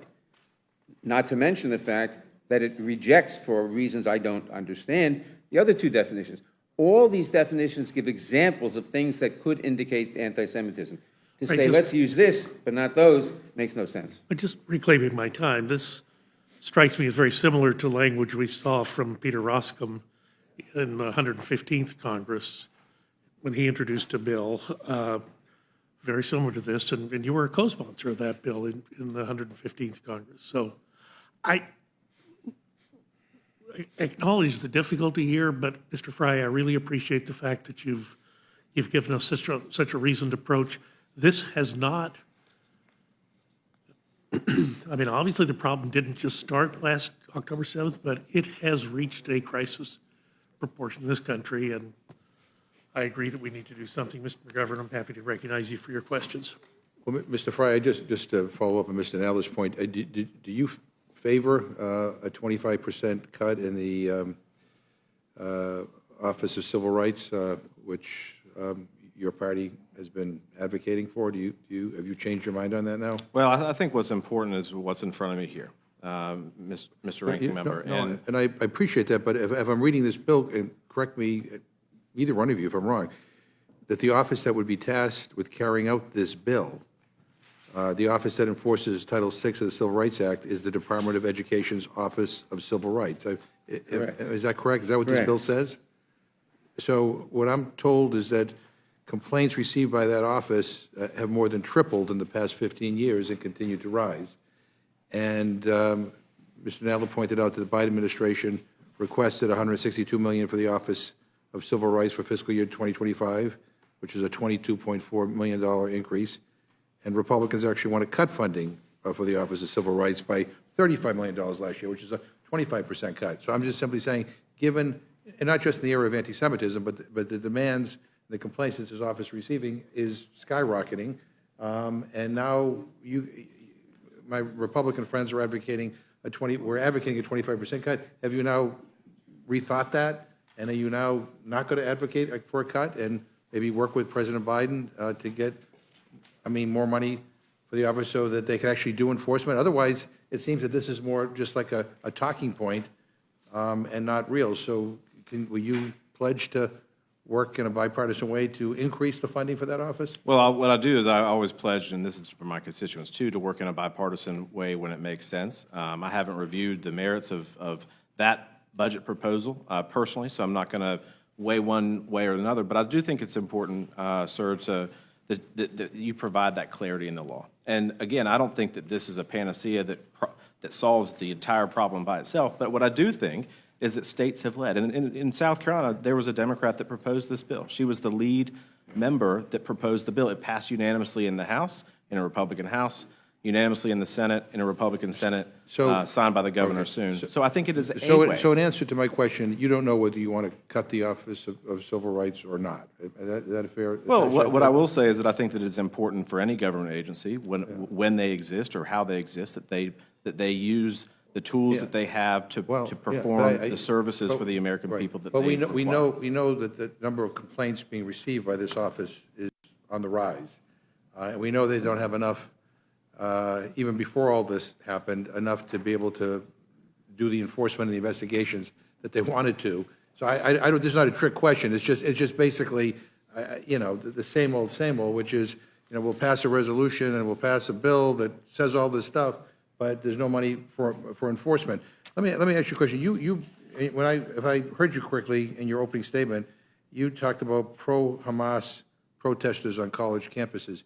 I just want to give you a chance to be able to clarify that. You're not insinuating that everybody who's protesting or who's encamped on a college campus protesting what is going on in the Middle East is pro-Hamas or anti-Semitic, are you? No, I'm not suggesting that that everybody is, but I would say that if you look at the TV, as I have, it is alarming to see the level of conduct by some of these students and agitators that are present. I would encourage you to actually go to some of these campuses and talk to some of these students. I was at the University of Massachusetts in Amherst the other day.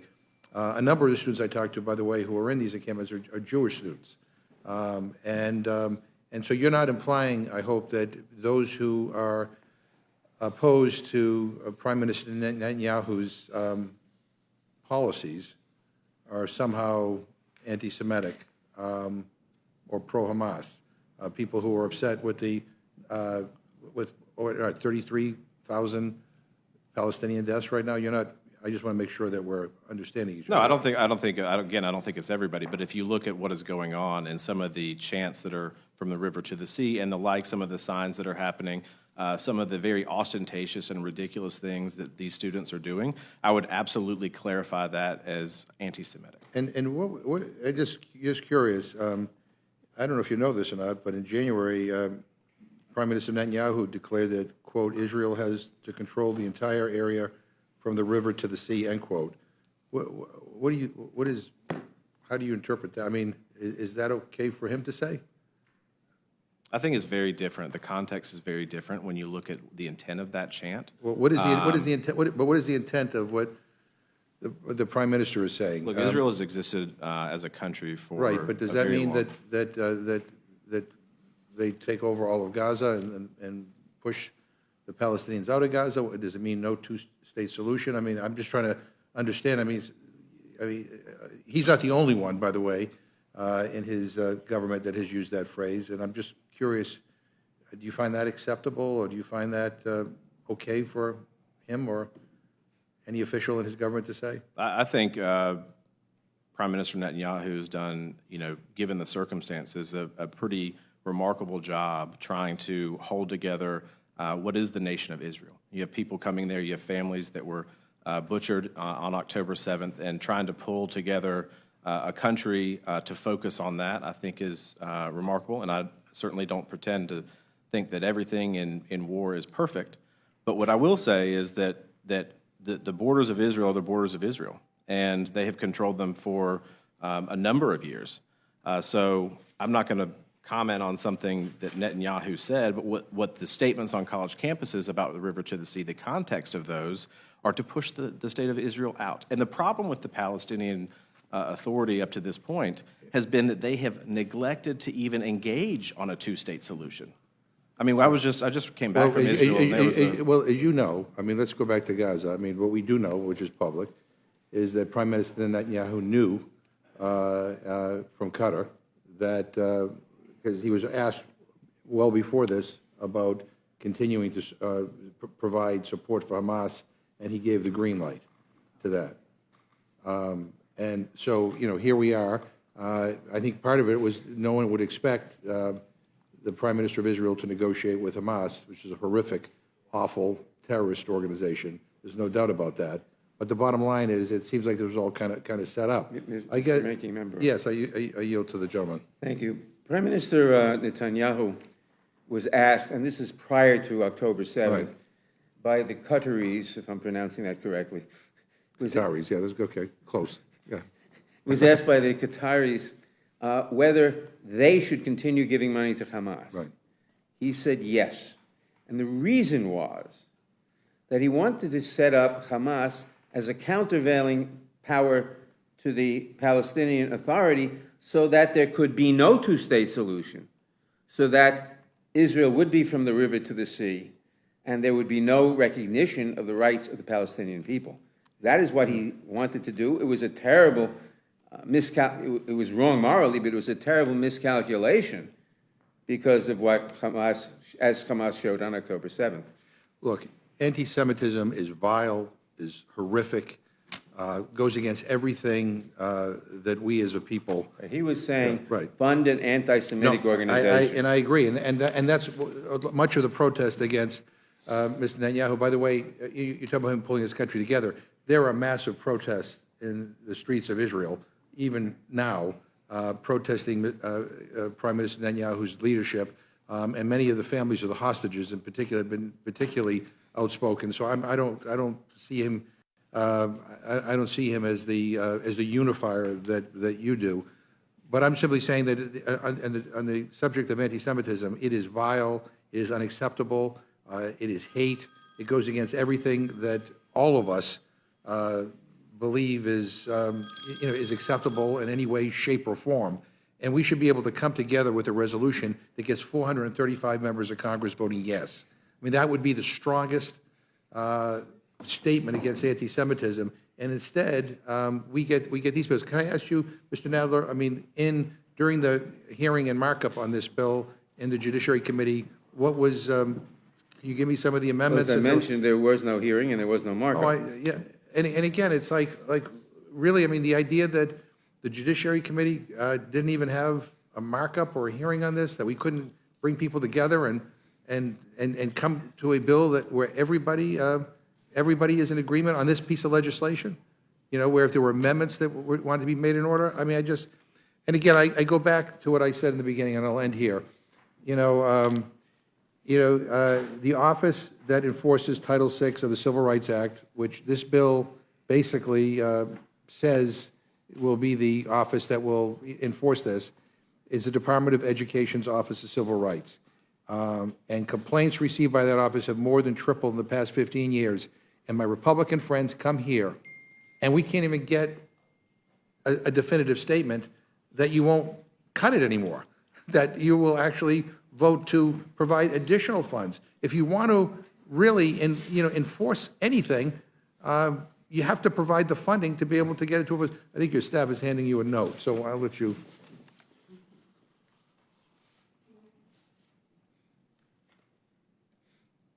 I don't know if that's a response for. No? Okay. All right. Well, anyway, I don't have any further questions. I yield back. Sure, thanks, the gentleman. Gentleman yields back. Chair recognizes the gentleman from Pennsylvania for questions. Thank you, Mr. Chairman. I appreciate it. To equate when the Israelis say that they want control from the river to the sea to the genocidal call of the pro-Hamas group saying from the river to the sea, Palestine will be free, is completely laughable. And we know it's laughable because of this. In the areas that the Israelis control now, there are Arab Israelis. In fact, 20%, roughly 20% of the population in Israel is actually Arab Israelis. There's been zero genocide. But when the Palestinians, the pro-Hamas protesters say from the river to the sea, that is a call for genocide. And we know that because if you look in the areas that are controlled by Hamas, there are zero Jews living there of their own accord, zero. The Jewish population in Gaza, minus the hostages that are still being held, are zero.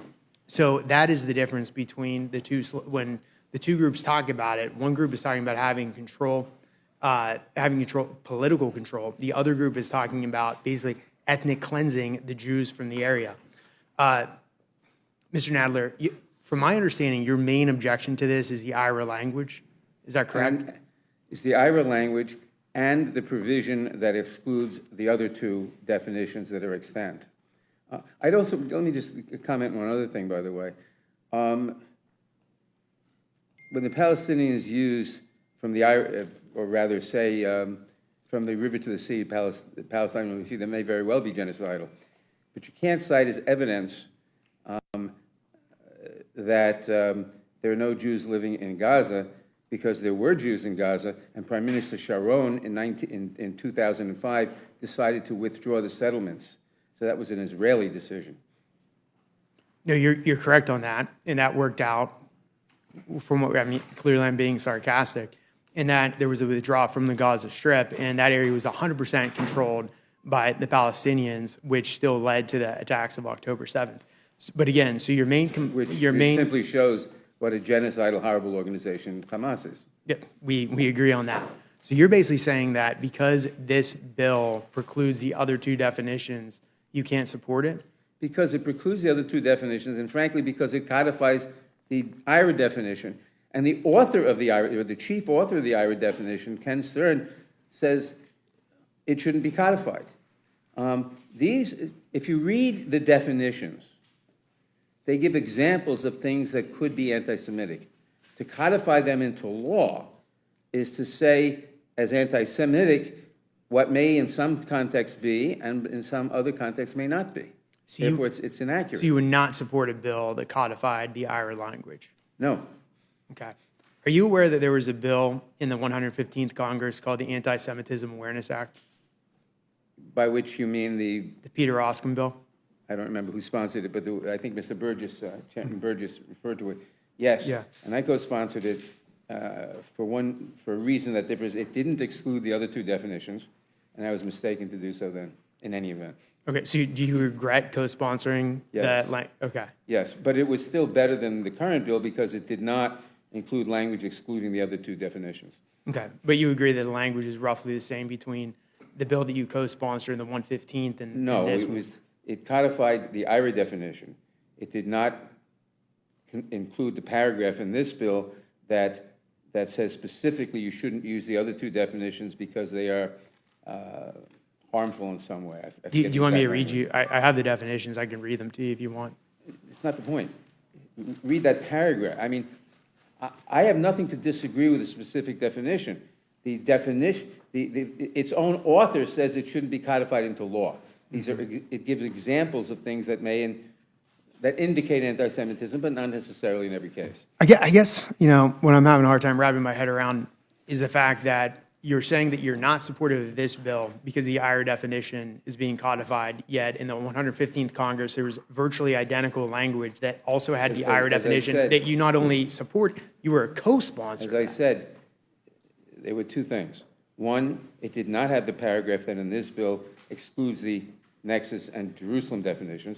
And two, I think in retrospect, I was mistaken in co-sponsoring it then. All right, that's fair. Thanks for admitting that. Mr. Fry, do you have anything additional that you would like to add on this topic? Thank you, sir. I think that we're talking about the definition. I think the Jewish League, there's a letter in here, said that as prominent scholars of anti-Semitism have said, the IRHA's definition is the gold standard of defining anti-Semitism. And I think that's really important. I think, again, I go back to just the fundamentals of this. You have two presidents, American presidents, that have done this in an executive order, starting with President Trump and now President Biden. You have 35 states that have done this. You're not seeing, in some of these states that are listed, New York, Texas, some of these states are right now what is going on these college campuses, and you're not seeing the fallout that is being predicted by the ranking member. And I think that, again, that's important. And two things in my mind, and I'm sure that Mr. Massey will have some questions on this too, but two things in my mind that strike me civil liberties. One is the text of the bill itself. The text of the bill itself says it's not going to go against the civil liberties, and to the extent that there is an outcry that this is going to chill freedom of speech on college campuses, you also look at the definition itself, which says criticism of Israel similar to that leveled against any other country cannot be regarded as anti-Semitic. And so I think there are the importance of having the definition provides that clarity to an agency that, in my mind, to this point, has not provided that even hand of justice when examining these cases that are popping up on college campuses, particularly since October 7th. Yeah, I think what you can really point to for anti-Semitism is the fact that for about a decade now on college campuses, there's been a crackdown on free speech. The fact that the belief that speech is violence, if you misgender somebody, you can be expelled from school. All of that speech is cracked down upon. Yet the second you call for the genocide of Jews, the second that you say that you don't feel comfortable with Jews in campus, then at that point, that's when they decide that there is a First Amendment protection of freedom of speech. So the application of the freedom of speech vis-a-vis speech that they agree with, which is the woke agenda, et cetera, with these anti-Semitic remarks and the tolerance for the anti-Semitic remarks, that's what shows you the anti-Semitism of these colleges and universities, correct? 100%. I mean, look at Harvard, for God's sakes. I mean, they just, thankfully, that ship seems to be righting itself a little bit, but there's a lot of work that needs to be done. And I think, unfortunately, these administrators have propped up this this culture on their campus that it's okay if it's a certain group of people, that you could kind of target them, and it's kind of a wink, wink, nod, nod. I just have a huge problem with that. And again, no one's going to argue. I've had a problem with some of the conduct of college campuses even before October 7th, when you look at freedom of speech issues. And now all of a sudden it's an outcry. Well, I'm sorry, you're shutting down schools, you're intimidating students, locking them in the library, you won't let Jewish professors onto campus, you can't protect the safety, you're canceling commencements. I mean, it is obscene what is happening, and it's not just one school, it's a myriad of them.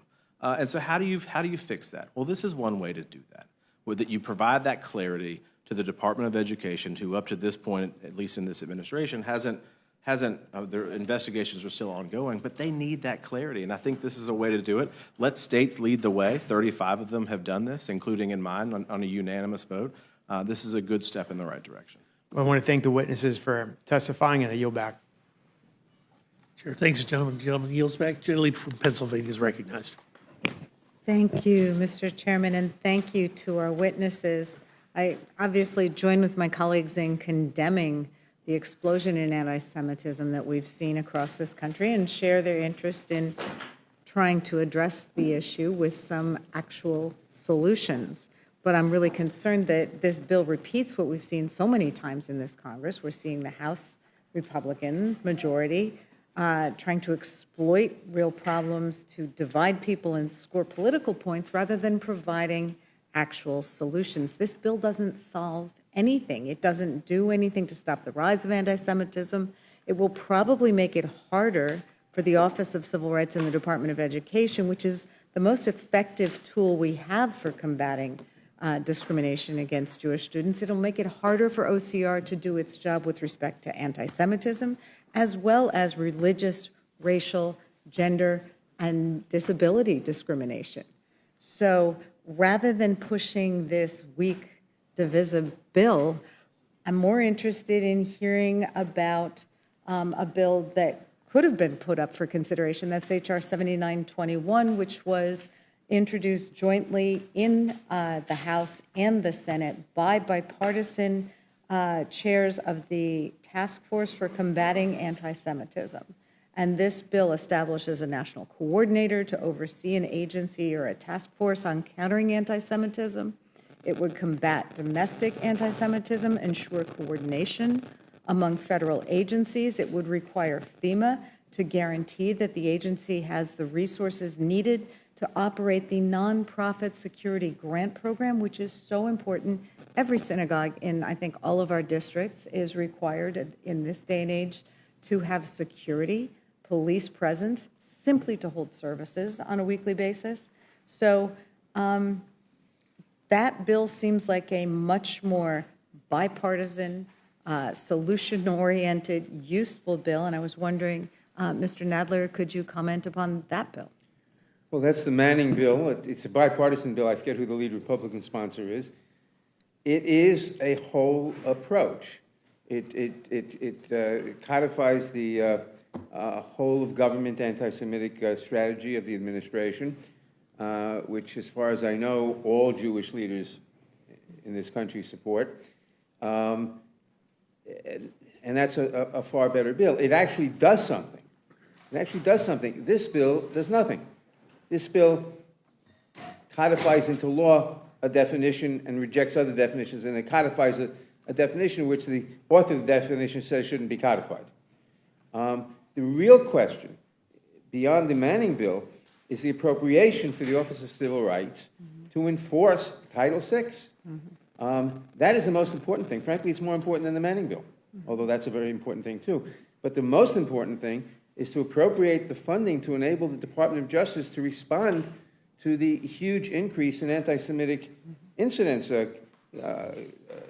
FBI Administrator Wray quoted the statistics I quote, cited statistics I quoted before about the huge increase of anti-Semitism, and there has not been a commensurate increase in the budget to do the investigations. In fact, there's been basically no increase at all. The administration has tried to greatly increase it. The Republicans, both in the last budget and the current budget, proposed a 25% cut in the enforcement mechanism, and the compromise this past in FY24 was no change, even though the number of incidents and of complaints that have to be investigated is skyrocketing.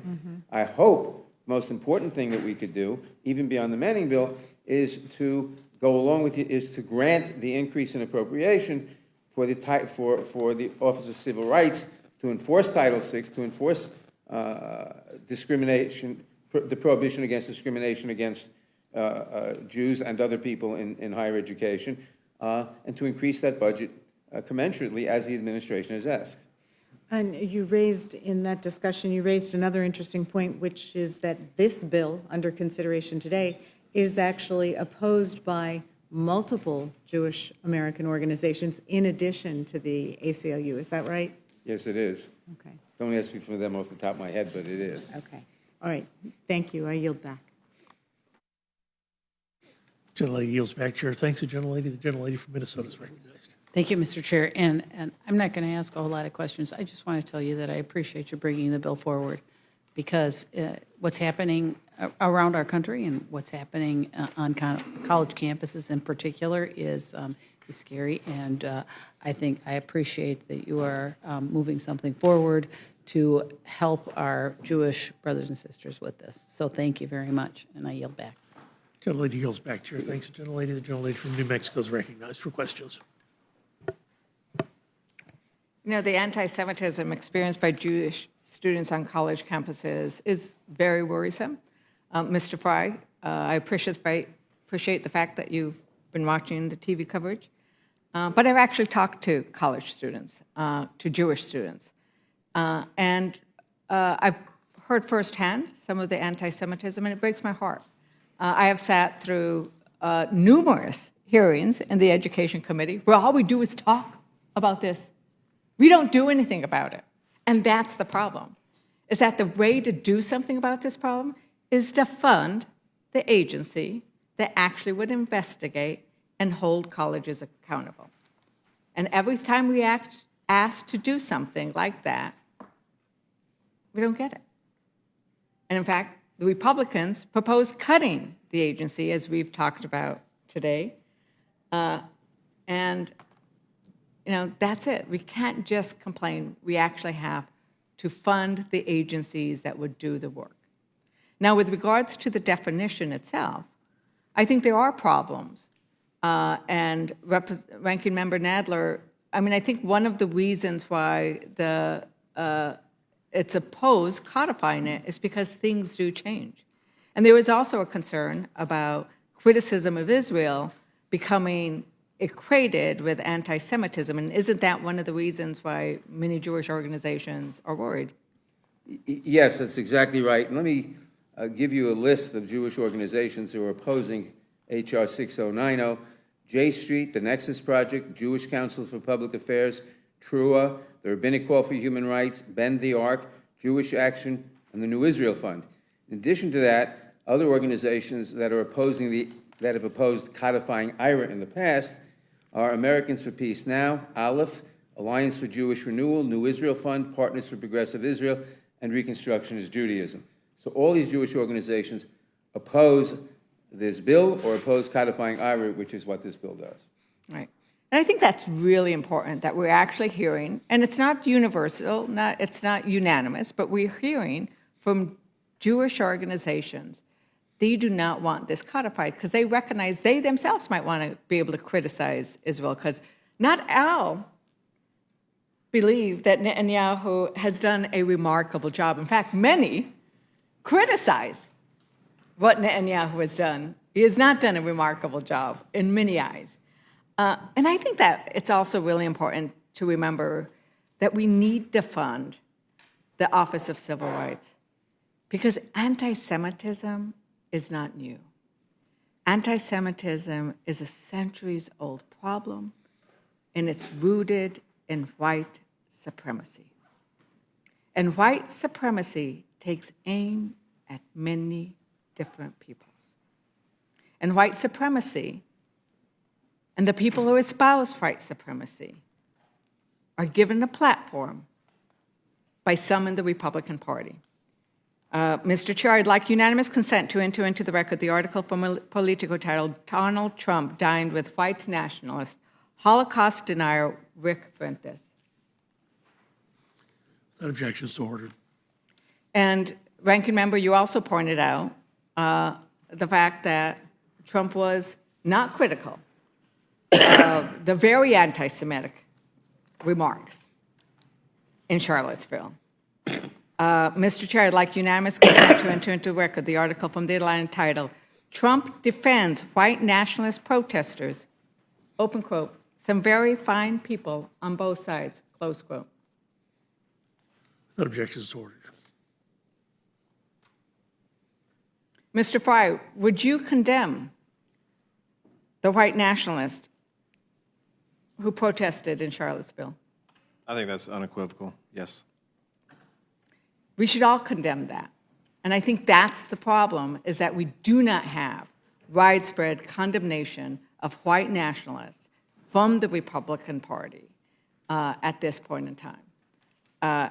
As I said before, I believe that we need to fund the agency. I believe that we need to address anti-Semitism.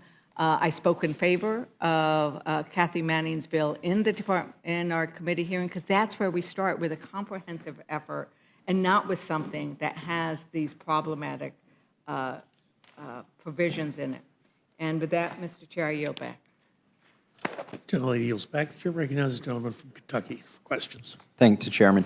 So when I heard we were going to pass a bill that was going to define anti-Semitism, I got kind of encouraged because I've seen it defined 1,000 different ways, but then I go into this bill and I see there's actually no definition of anti-Semitism here. Mr. Fry, why? I know it says it adopts the IHRA definition, but why not just put that definition in the legislation? You know, I'm not the chief sponsor of the bill. I'm a co-sponsor of it. I think the reference, and I think you see this in other laws, certainly in my experience, that they reference certain things. So the reference, I think, suffices in my opinion. But I think the definition plus the examples that they give out pretty clearly gives, I think, some guidance to the Department of Education to look at this issue when they're examining complaints that are happening on college campuses. So are the examples incorporated into this bill as well? I believe so, but I may be I'm speaking off the top of my head. I believe so, yes.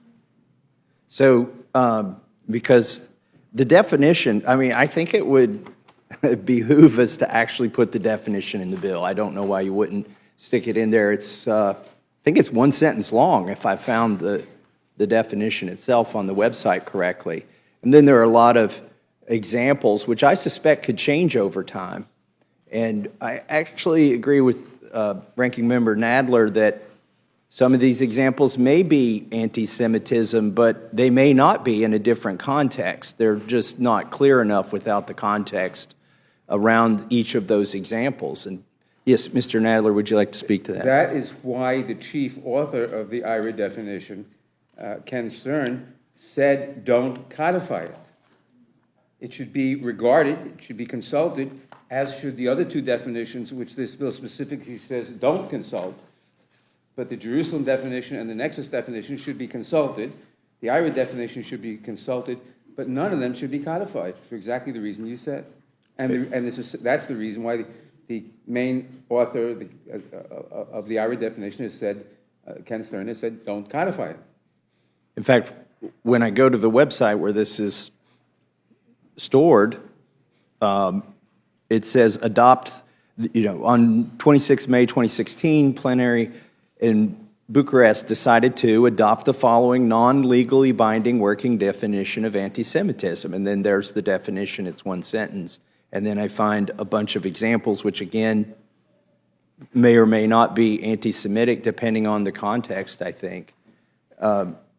Mr. Fry, in your opening statements, I think you accurately characterized a lot of things that have gone on around the country, but I'm not sure that they are, that they should be used to characterize this bill, because you were talking about students and things that students had done, but we're also hearing that this bill doesn't bind students, it binds the faculty or the administration.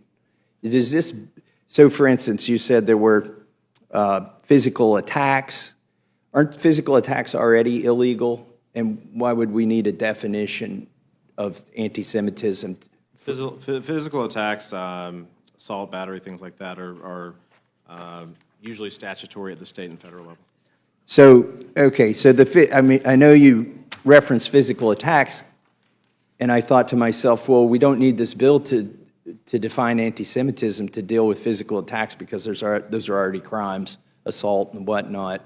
And then you referenced a case where students were arrested for trespassing only to be released and returned to campus. Did you reference that because you thought they should have been expelled or not returned to campus? I'm sorry, will you repeat their question? I think in part of your opening testimony, you related a story where, I'm not sure which university it was, but you said students were arrested for trespassing only to be later released and they returned to campus. Did you bring up that story because you think this bill would affect those students, that they wouldn't later be returned to campus if this bill passed? I think the bill, if you look at the text of it, the bill is about the universities themselves, under the Civil Rights Act, under Title VI. And so the purpose of it in the text is that the Department of Education will take into consideration, of course, their existing statutory authority, but borrowing and using the definition with the IHRA, that would help to guide and shape their decisions on whether these things are happening on their campus. And of course, we apply this standard all across the board, not with this specific definition, but to race and to gender and to things like that. But I think this provides that guidance to the Department of Education on when they're assessing these things that are happening on their campus and their response or lack of response to them. So would more students be arrested because this passes, or fewer students be arrested, or would, what do you think the result of this bill would be? I don't know the answer to that. I think that this is how colleges govern themselves is answerable certainly to the president of the college and to the foundation and any number of entities at state and private level. But this is when the Department of Education is examining under Title VI whether these things are happening or not.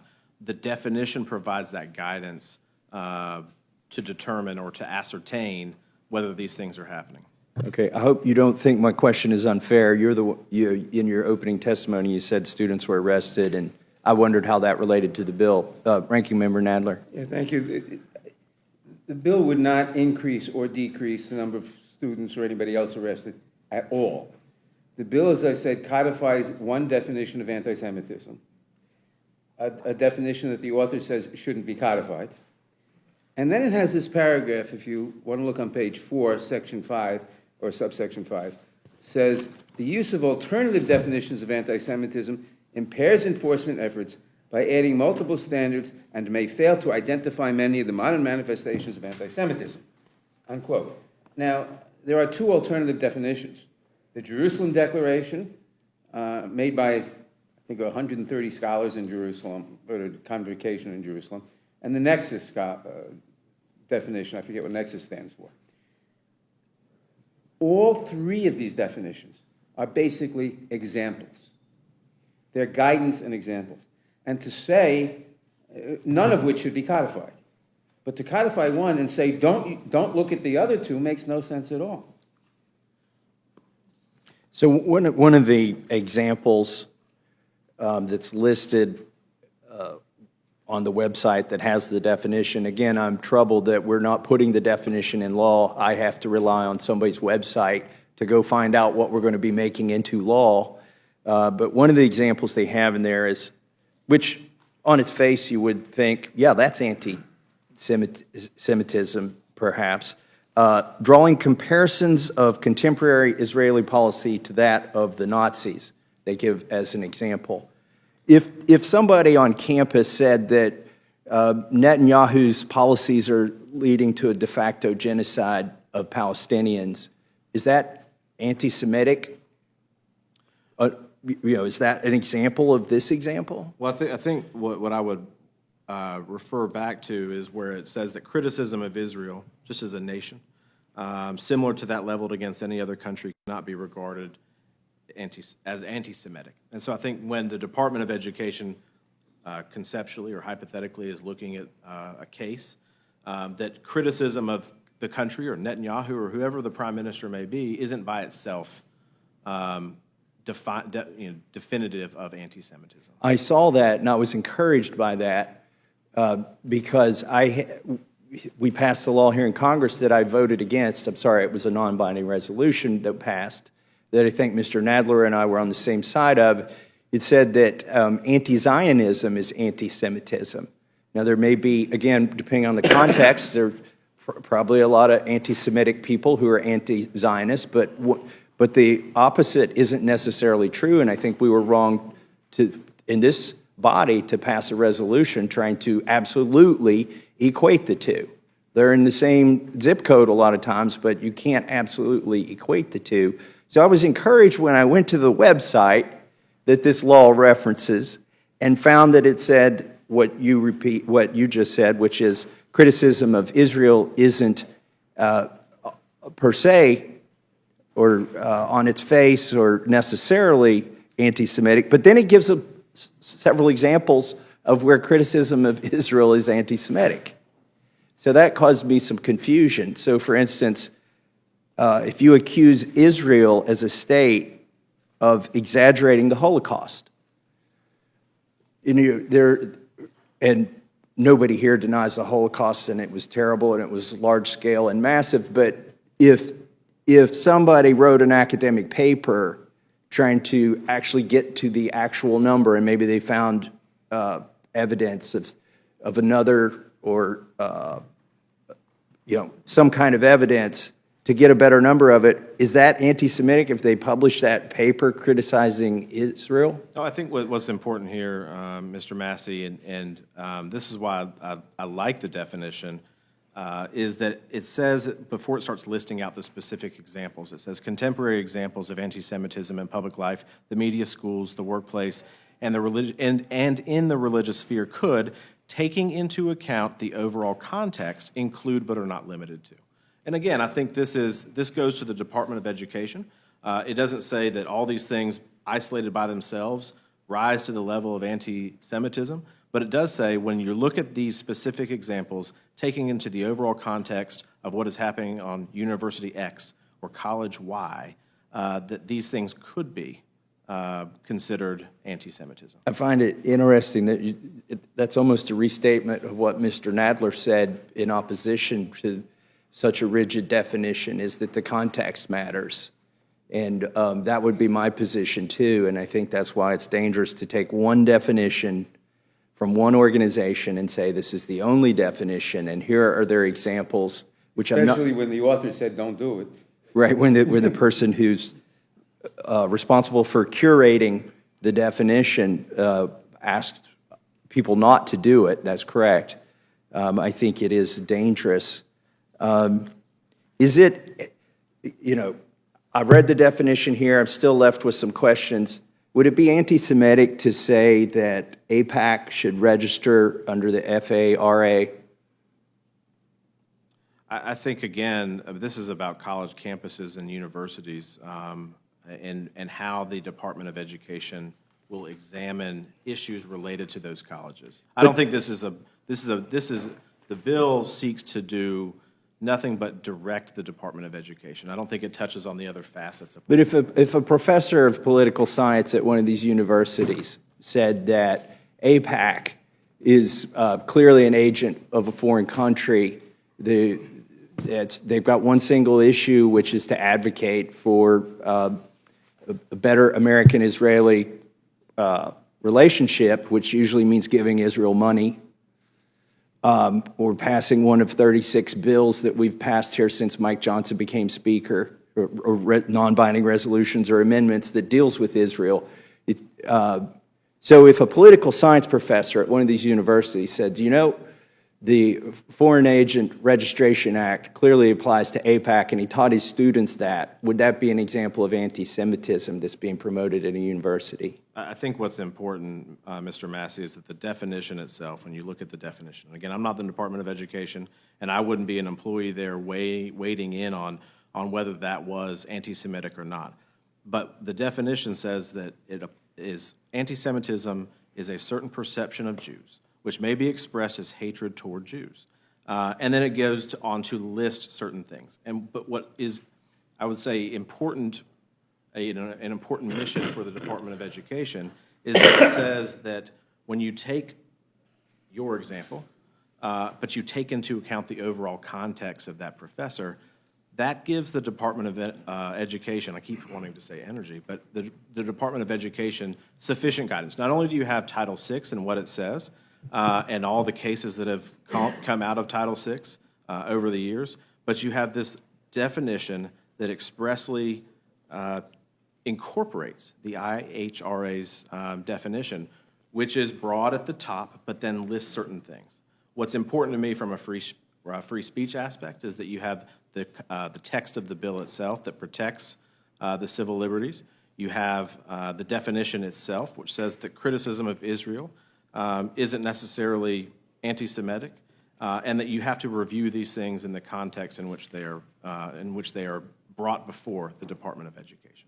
What I was hoping for is you could read that definition and tell me a few examples, if I gave them to you, of whether they're anti-Semitic or not. Like, for instance, is it anti-Semitic to say that AIPAC should register under FARA? I mean, I think that's again, me personally, I think that's a free speech issue. But again, the purpose of the bill is the context in which this is provided when you are examining the actions of a university or inactions of a university in propping this up. Yeah, and tell her I've got a few more questions. Yeah, I know my mic's hot. You can tell Kelly I'm still asking questions. So, you know, I didn't vote for one of these resolutions that came to the floor. This is why I'm reluctant. I mean, I intend to vote for the rule, but we're just getting worn out by these resolutions. We've done 36 now since Mike Johnson became Speaker, and we've sliced it and diced it every way you can do it.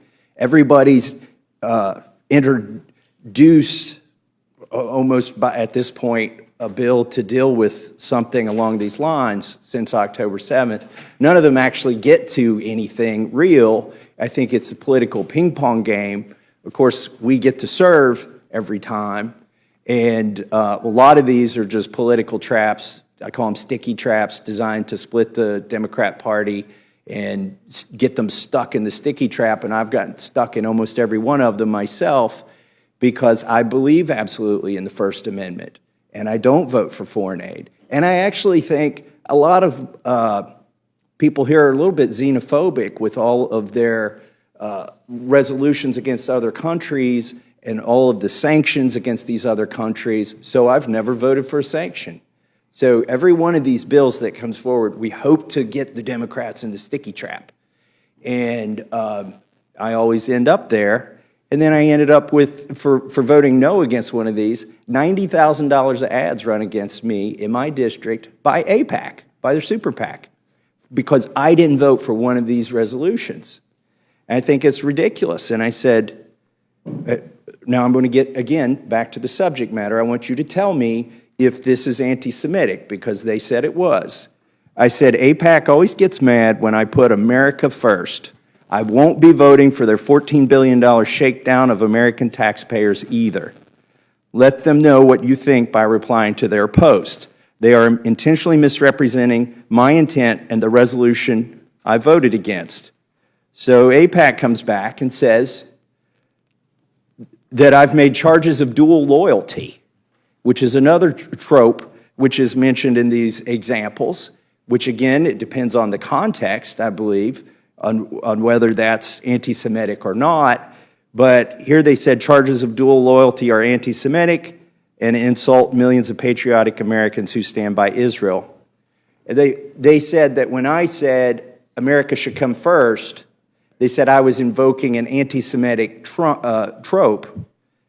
And I just want to know, do you think that was anti-Semitic, Mr. Fry, for me to say that America comes first and that's why I didn't vote for the money? Mr. Massey, you and I have had multiple discussions, and we share many views, particularly on the college campus free speech aspect of this. What I would say is that you as a member have every right to express that. I don't think you're anti-Semitic in the least. I think you're a pretty good guy.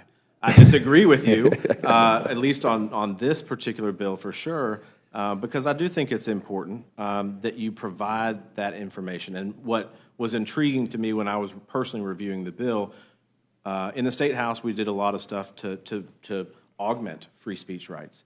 In Congress, I feel like I like to do the same. I think clarity is incredibly important. And we've had a lot of people talk about funding the Civil Rights Division. Those debates happen between R's and D's and any number of individuals all the time about the scope of what they do. What's important is that I think you have to define these things. And so if the Department of Education, in my view, has had an inconsistent review of problems that have arisen at college campuses, it's important to make sure that the mission is something that Congress stamps on, that it's not just some executive order or rule that they create internally, that we're providing that guidance, whether it's through a bill, through an amendment, whatever the case is. But to answer your question in short, I think you're a pretty good guy. Well, thank you. I think you're a good guy, too. And I also want to agree with you. I'm not anti-Semitic. I'm not xenophobic. I'm not racist. I'm not any of those things. In fact, every time we vote to do something to another country, I vote against it. Or every time we vote to do something to or for a class of people, I vote against it. Every life is precious and nobody is special, in my view. And I just, before we close, I want to say, Ranking Member Nadler, I'm glad to see the vestiges of the anti-war left and the First Amendment free speech left aren't completely gone here in this chamber. And I appreciate your viewpoint, and I yield back. Sure. Thanks, gentlemen. Gentleman yields back. The chair recognizes the gentleman from Georgia for questions. Thank you. Thank you, Mr. Chairman. I will try not to be as long-winded as some in here are. I would say this.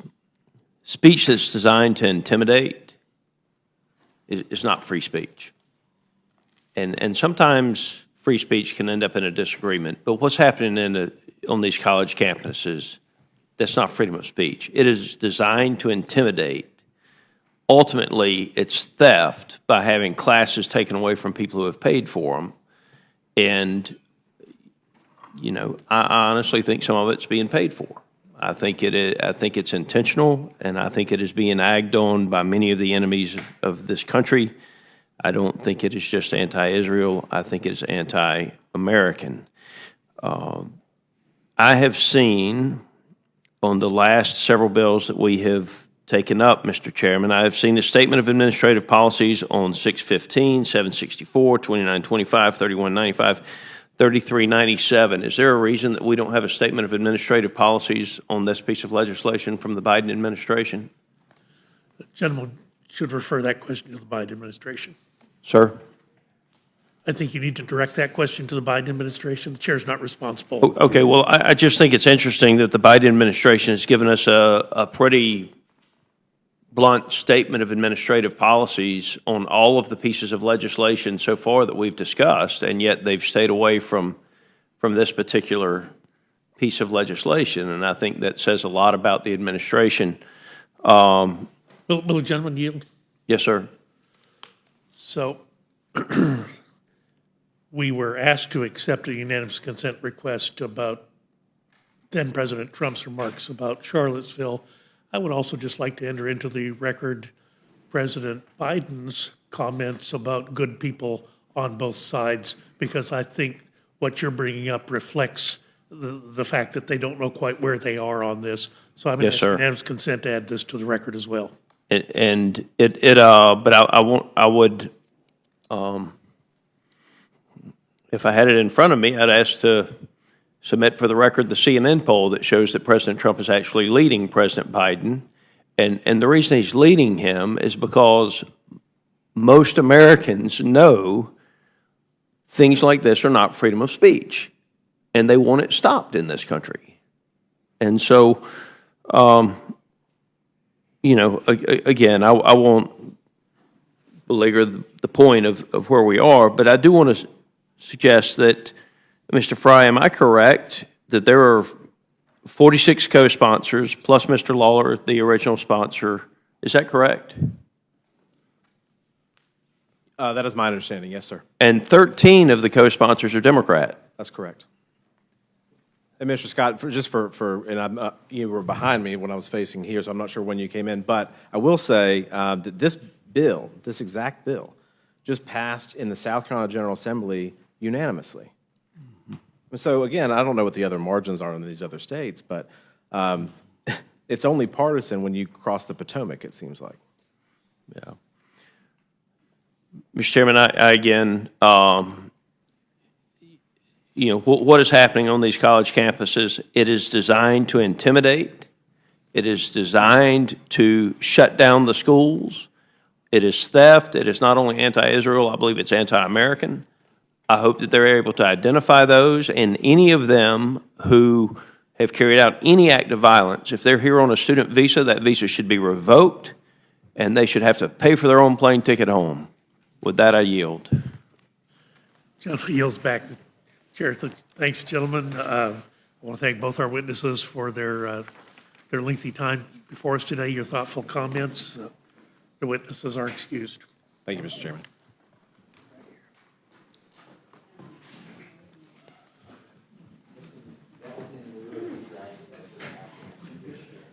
And we do have another panel, so I would call up Mr. What? Committee will come to order. Chair will be in receipt from a motion from the gentleman from Kentucky.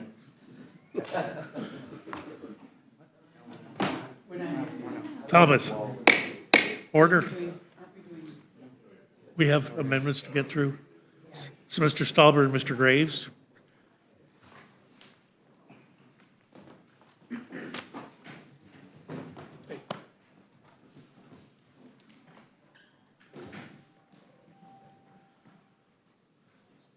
Very well. Mr. Stauber, you're recognized to speak on your amendment. Thank you, Mr. Chair. I want to be very brief on these two amendments. The first is it's just a simple manager's amendment that makes a technical correction to the Federal Register citation of the Biden administration's rule relating to, quote, management and protection of the National Petroleum Reserve in Alaska. That's a simple amendment. The amendment number 17, it updates the underlying legislation to prevent the Biden administration from taking additional steps to block oil and gas production in Alaska. In the Bureau of Land Management's press release announcing the final NPRA rule, they teased future action by the administration to create new, quote, special areas or expand and adjust existing special areas within the boundaries of the NPRA. These special areas are a means to lock up acreage from oil and gas production. And my amendment, Mr. Chair, simply prohibits the Department of the Interior from creating or expanding special areas without specific congressional authorization. And to be brief, those are my comments. Chair, thanks, gentlemen. The gentleman from Louisiana is recognized. Thank you, Mr. Chairman. I want to be brief, and not just because Kelly told me I won't be able to walk tomorrow if I'm not. Mr. Chairman, we have an amendment to the Alaska Energy Bill, the 6285 Alaska's Right to Produce Act. What the amendment would do is it would take a bill that passed out of the House Natural Resources Committee with a bipartisan vote. This doesn't step into all the controversial things that y'all have been discussing now for an extended period of time. What this does is it simply recognizes the fact that, number one, the Biden administration projects that we're going to have a 50% growth in global energy demand over the next 26 years. Let me say that again, a 50% growth in global energy demand over the next 26 years. It recognizes that you would have to go back to the Jimmy Carter administration to get back to a point in time where you have had as few acres leased for energy activities as you've had under this administration. And Mr. Chairman, during the Carter administration, they leased 100 times more acres than they've done under the Biden administration. So what this legislation does is it requires, just like the Inflation Reduction Act, it requires that this administration actually follow through on lease sales for energy production in both the Gulf of Mexico and Alaska. Let me say it again. If energy is going to be, if we're going to have an increase in global energy demand, including a 57% increase in natural gas demand over the next 26 years, let's supply that demand with U.S. energy that's lower emissions, helps out our economy, improves our energy security, and improves our economic activity in the United States. With that, Mr. Chairman, I ask that you adopt the amendment. Happy to answer any questions and yield back. I thank both of you for your testimony today. I have no questions. I'll recognize the gentlelady from Pennsylvania. Gentlelady has no questions. Gentlelady from Minnesota. Gentlelady yields back.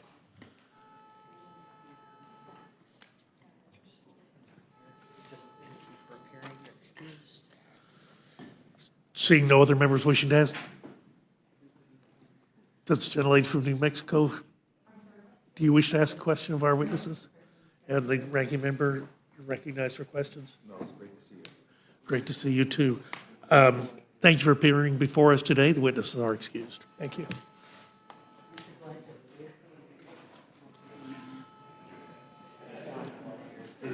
Is there anyone else seeking to testify on H.R. 615, H.R. 764, H.R. 2925, H.R. 3195, H.R. 3397, H.R. 6090, or H.R. 6285? Seeing none, this closes the hearing portion. The chair will be in receipt of a motion from the gentleman from Minnesota, Ms. Fishbach. Thank you, Mr. Chair.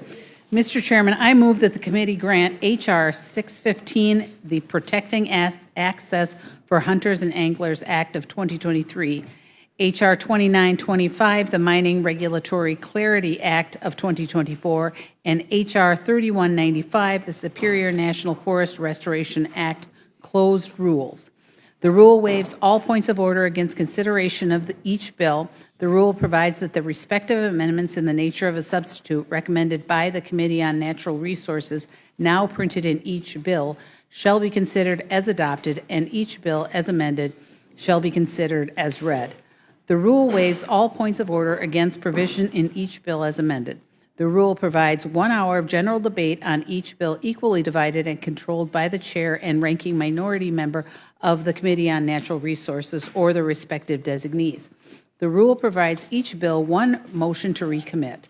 The rule further provides for consideration of H.R. 764, the Trust the Science Act, under a closed rule.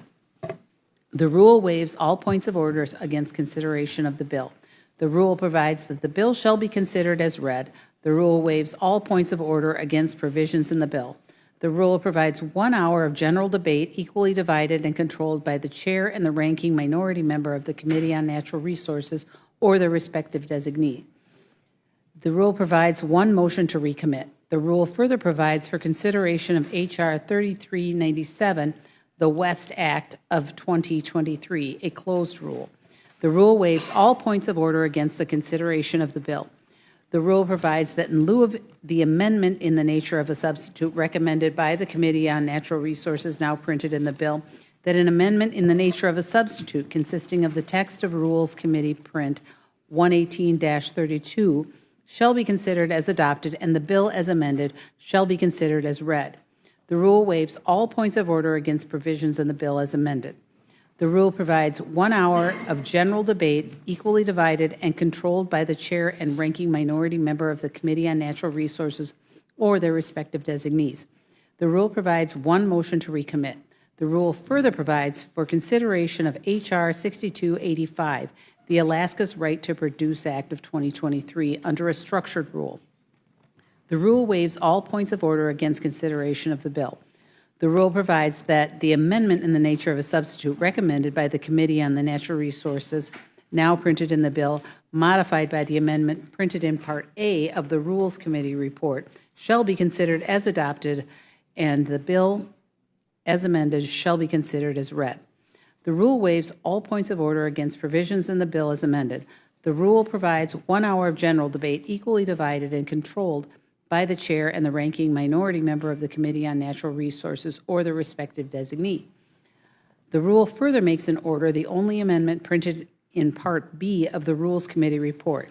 Each amendment shall be considered only in the order printed in the report, may be offered only by the member designated in the report, and shall be considered as read, shall be debatable for the time specified in the report, equally divided and controlled by the proponent and an opponent, shall not be subject to amendment, and shall not be subject to a demand for a division of the question.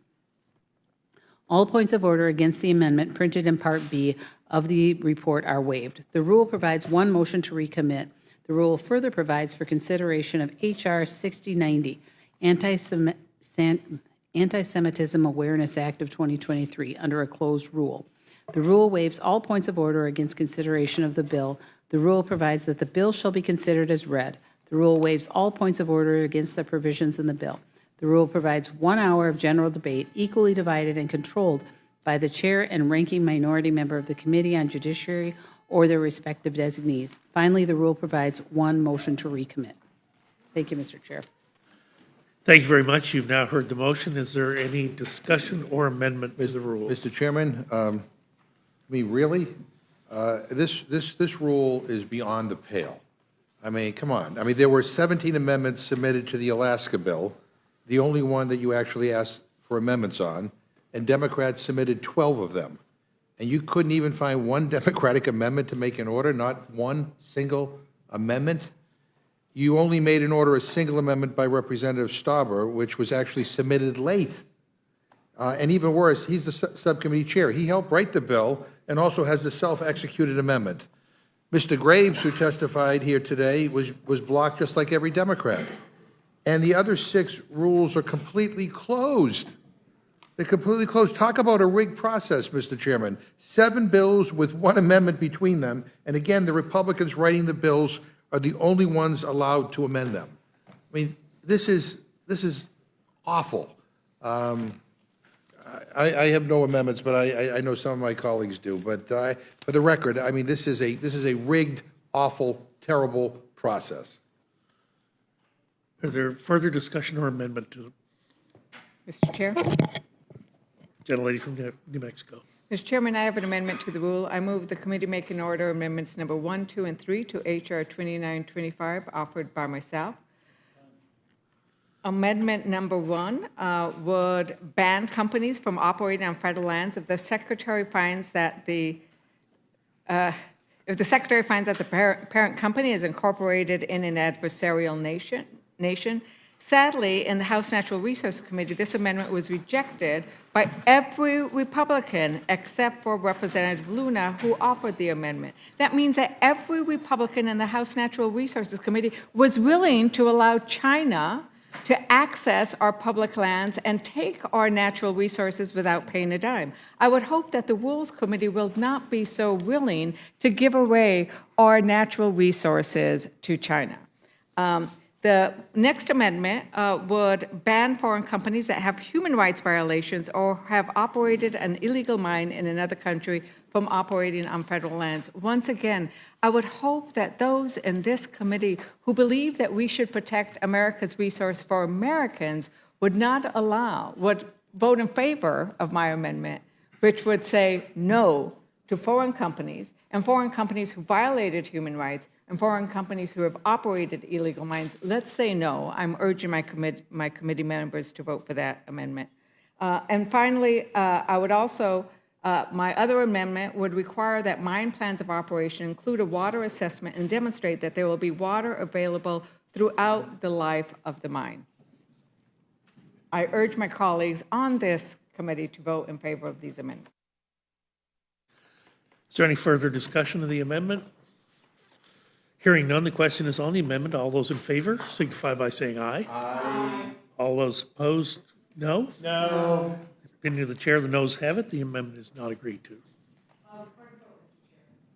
Recorded vote has been requested. The clerk will call the roll.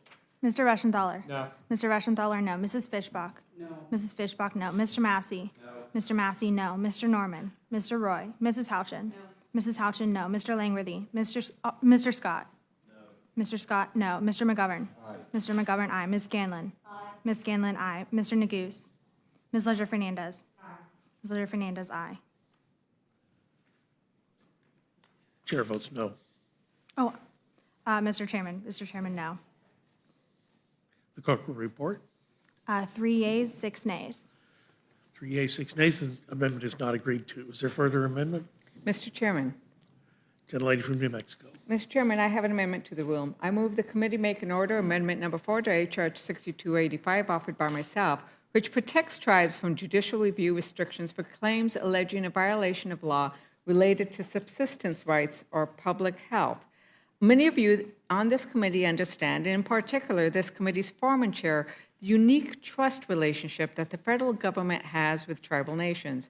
My amendment would protect that relationship by simply maintaining the rights of tribes to have their day in court. It would make sure tribes can address any claim related to their subsistence rights or public health in court. Given the majority has repeatedly noted tribal support for coastal plain leasing, I see no reason why the majority would not allow this amendment to move forward, and I urge its adoption. You've heard the amendment. Is there further discussion on the amendment? Mr. Chairman, I would just note for the record that this amendment was submitted on time, and it was deemed rule compliant. So it met all the measures. I hope my colleagues will vote yes on it. I yield back. Motion is then on the amendment as offered by the gentlelady from New Mexico. Those in favor will say aye. Aye. Those opposed, no. No. Recorded vote has been requested. Accordingly, the clerk will call the roll. Mr. Reschenthaler? No. Mr. Reschenthaler, no. Mrs. Fishbach? No. Mrs. Fishbach, no. Mr. Massey? No. Mr. Massey, no. Mr. Norman? Mr. Roy? Mrs. Houchin? No. Mrs. Houchin, no. Mr. Langworthy? Mr. Scott? No. Mr. Scott, no. Mr. McGovern? Aye. Mr. McGovern, aye. Ms. Scanlon? Aye. Ms. Scanlon, aye. Mr. Neguse? Ms. Ledger-Fernandez? Aye. Ms. Ledger-Fernandez, aye. Mr. Chairman? Chair votes no. Mr. Chairman, no. How is Mr. Roy recorded? The gentleman is not recorded. Gentleman is not recorded. Gentleman vote. Mr. Roy? No. Any other members looking to be recorded? If not, the clerk will report the total. 3 yeas, 7 nays. 3 yeas, 7 nays. The amendment is not agreed to. Is there any other amendment or discussion? Mr. Chairman, I would just, if I could just say again how strongly we feel that this committee has not treated us fairly. This rule is an abomination. This committee is no longer the Rules Committee, it's the Break the Rules Committee. And we just want the record to reflect that again, we think this is beyond the pale, and I yield back. Sure. Thanks the gentleman for his comments. The gentleman yields back. Is there any other amendment or discussion? If not, the question is on the motion from the gentlewoman from Minnesota. All those in favor signify by saying aye. Aye. Those opposed, no. No. Opinion of the chair, the ayes have it. As for roll call. Roll call has been requested. Clerk will call a roll. Mr. Reschenthaler? Aye. Mr. Reschenthaler, aye. Mrs. Fishbach? Aye. Mrs. Fishbach, aye. Mr. Massey? Aye. Mr. Massey, aye. Mr. Norman? Mr. Roy? Aye. Mr. Roy, aye. Mrs. Houchin? Aye. Mrs. Houchin, aye. Mr. Langworthy? Mr. Scott? Aye. Mr. Scott, aye. Mr. McGovern? No. Mr. McGovern, no. Ms. Scanlon? No. Ms. Scanlon, no. Mr. Neguse? No. Mr. Neguse, no. Ms. Ledger-Fernandez? No. Ms. Ledger-Fernandez, no. Mr. Chairman. Chair votes aye. Mr. Chairman, aye. Clerk will report. 7 yeas, 4 nays. Mr. Chairman, I had a comment, sorry, that I didn't do before, which I meant to. I just want to be on the record as saying that I do think that there's bills here that didn't go through committee and they should have, and it's frustrating. And so I share some of the frustrations, but we've got bills that are moving like this that there's some stuff in here that should have gone through committee and should have gone through regular order. Yield back. Clerk will report. 7 yeas, 4 nays. 7 yeas, 4 nays. The motion is adopted.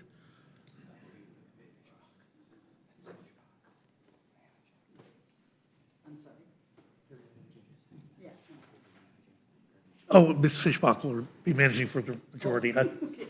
Yeah, and you don't want me managing it for the minority, so Ms. Ledger Fernandez will handle it for the minority. Without objection, committee stands adjourned.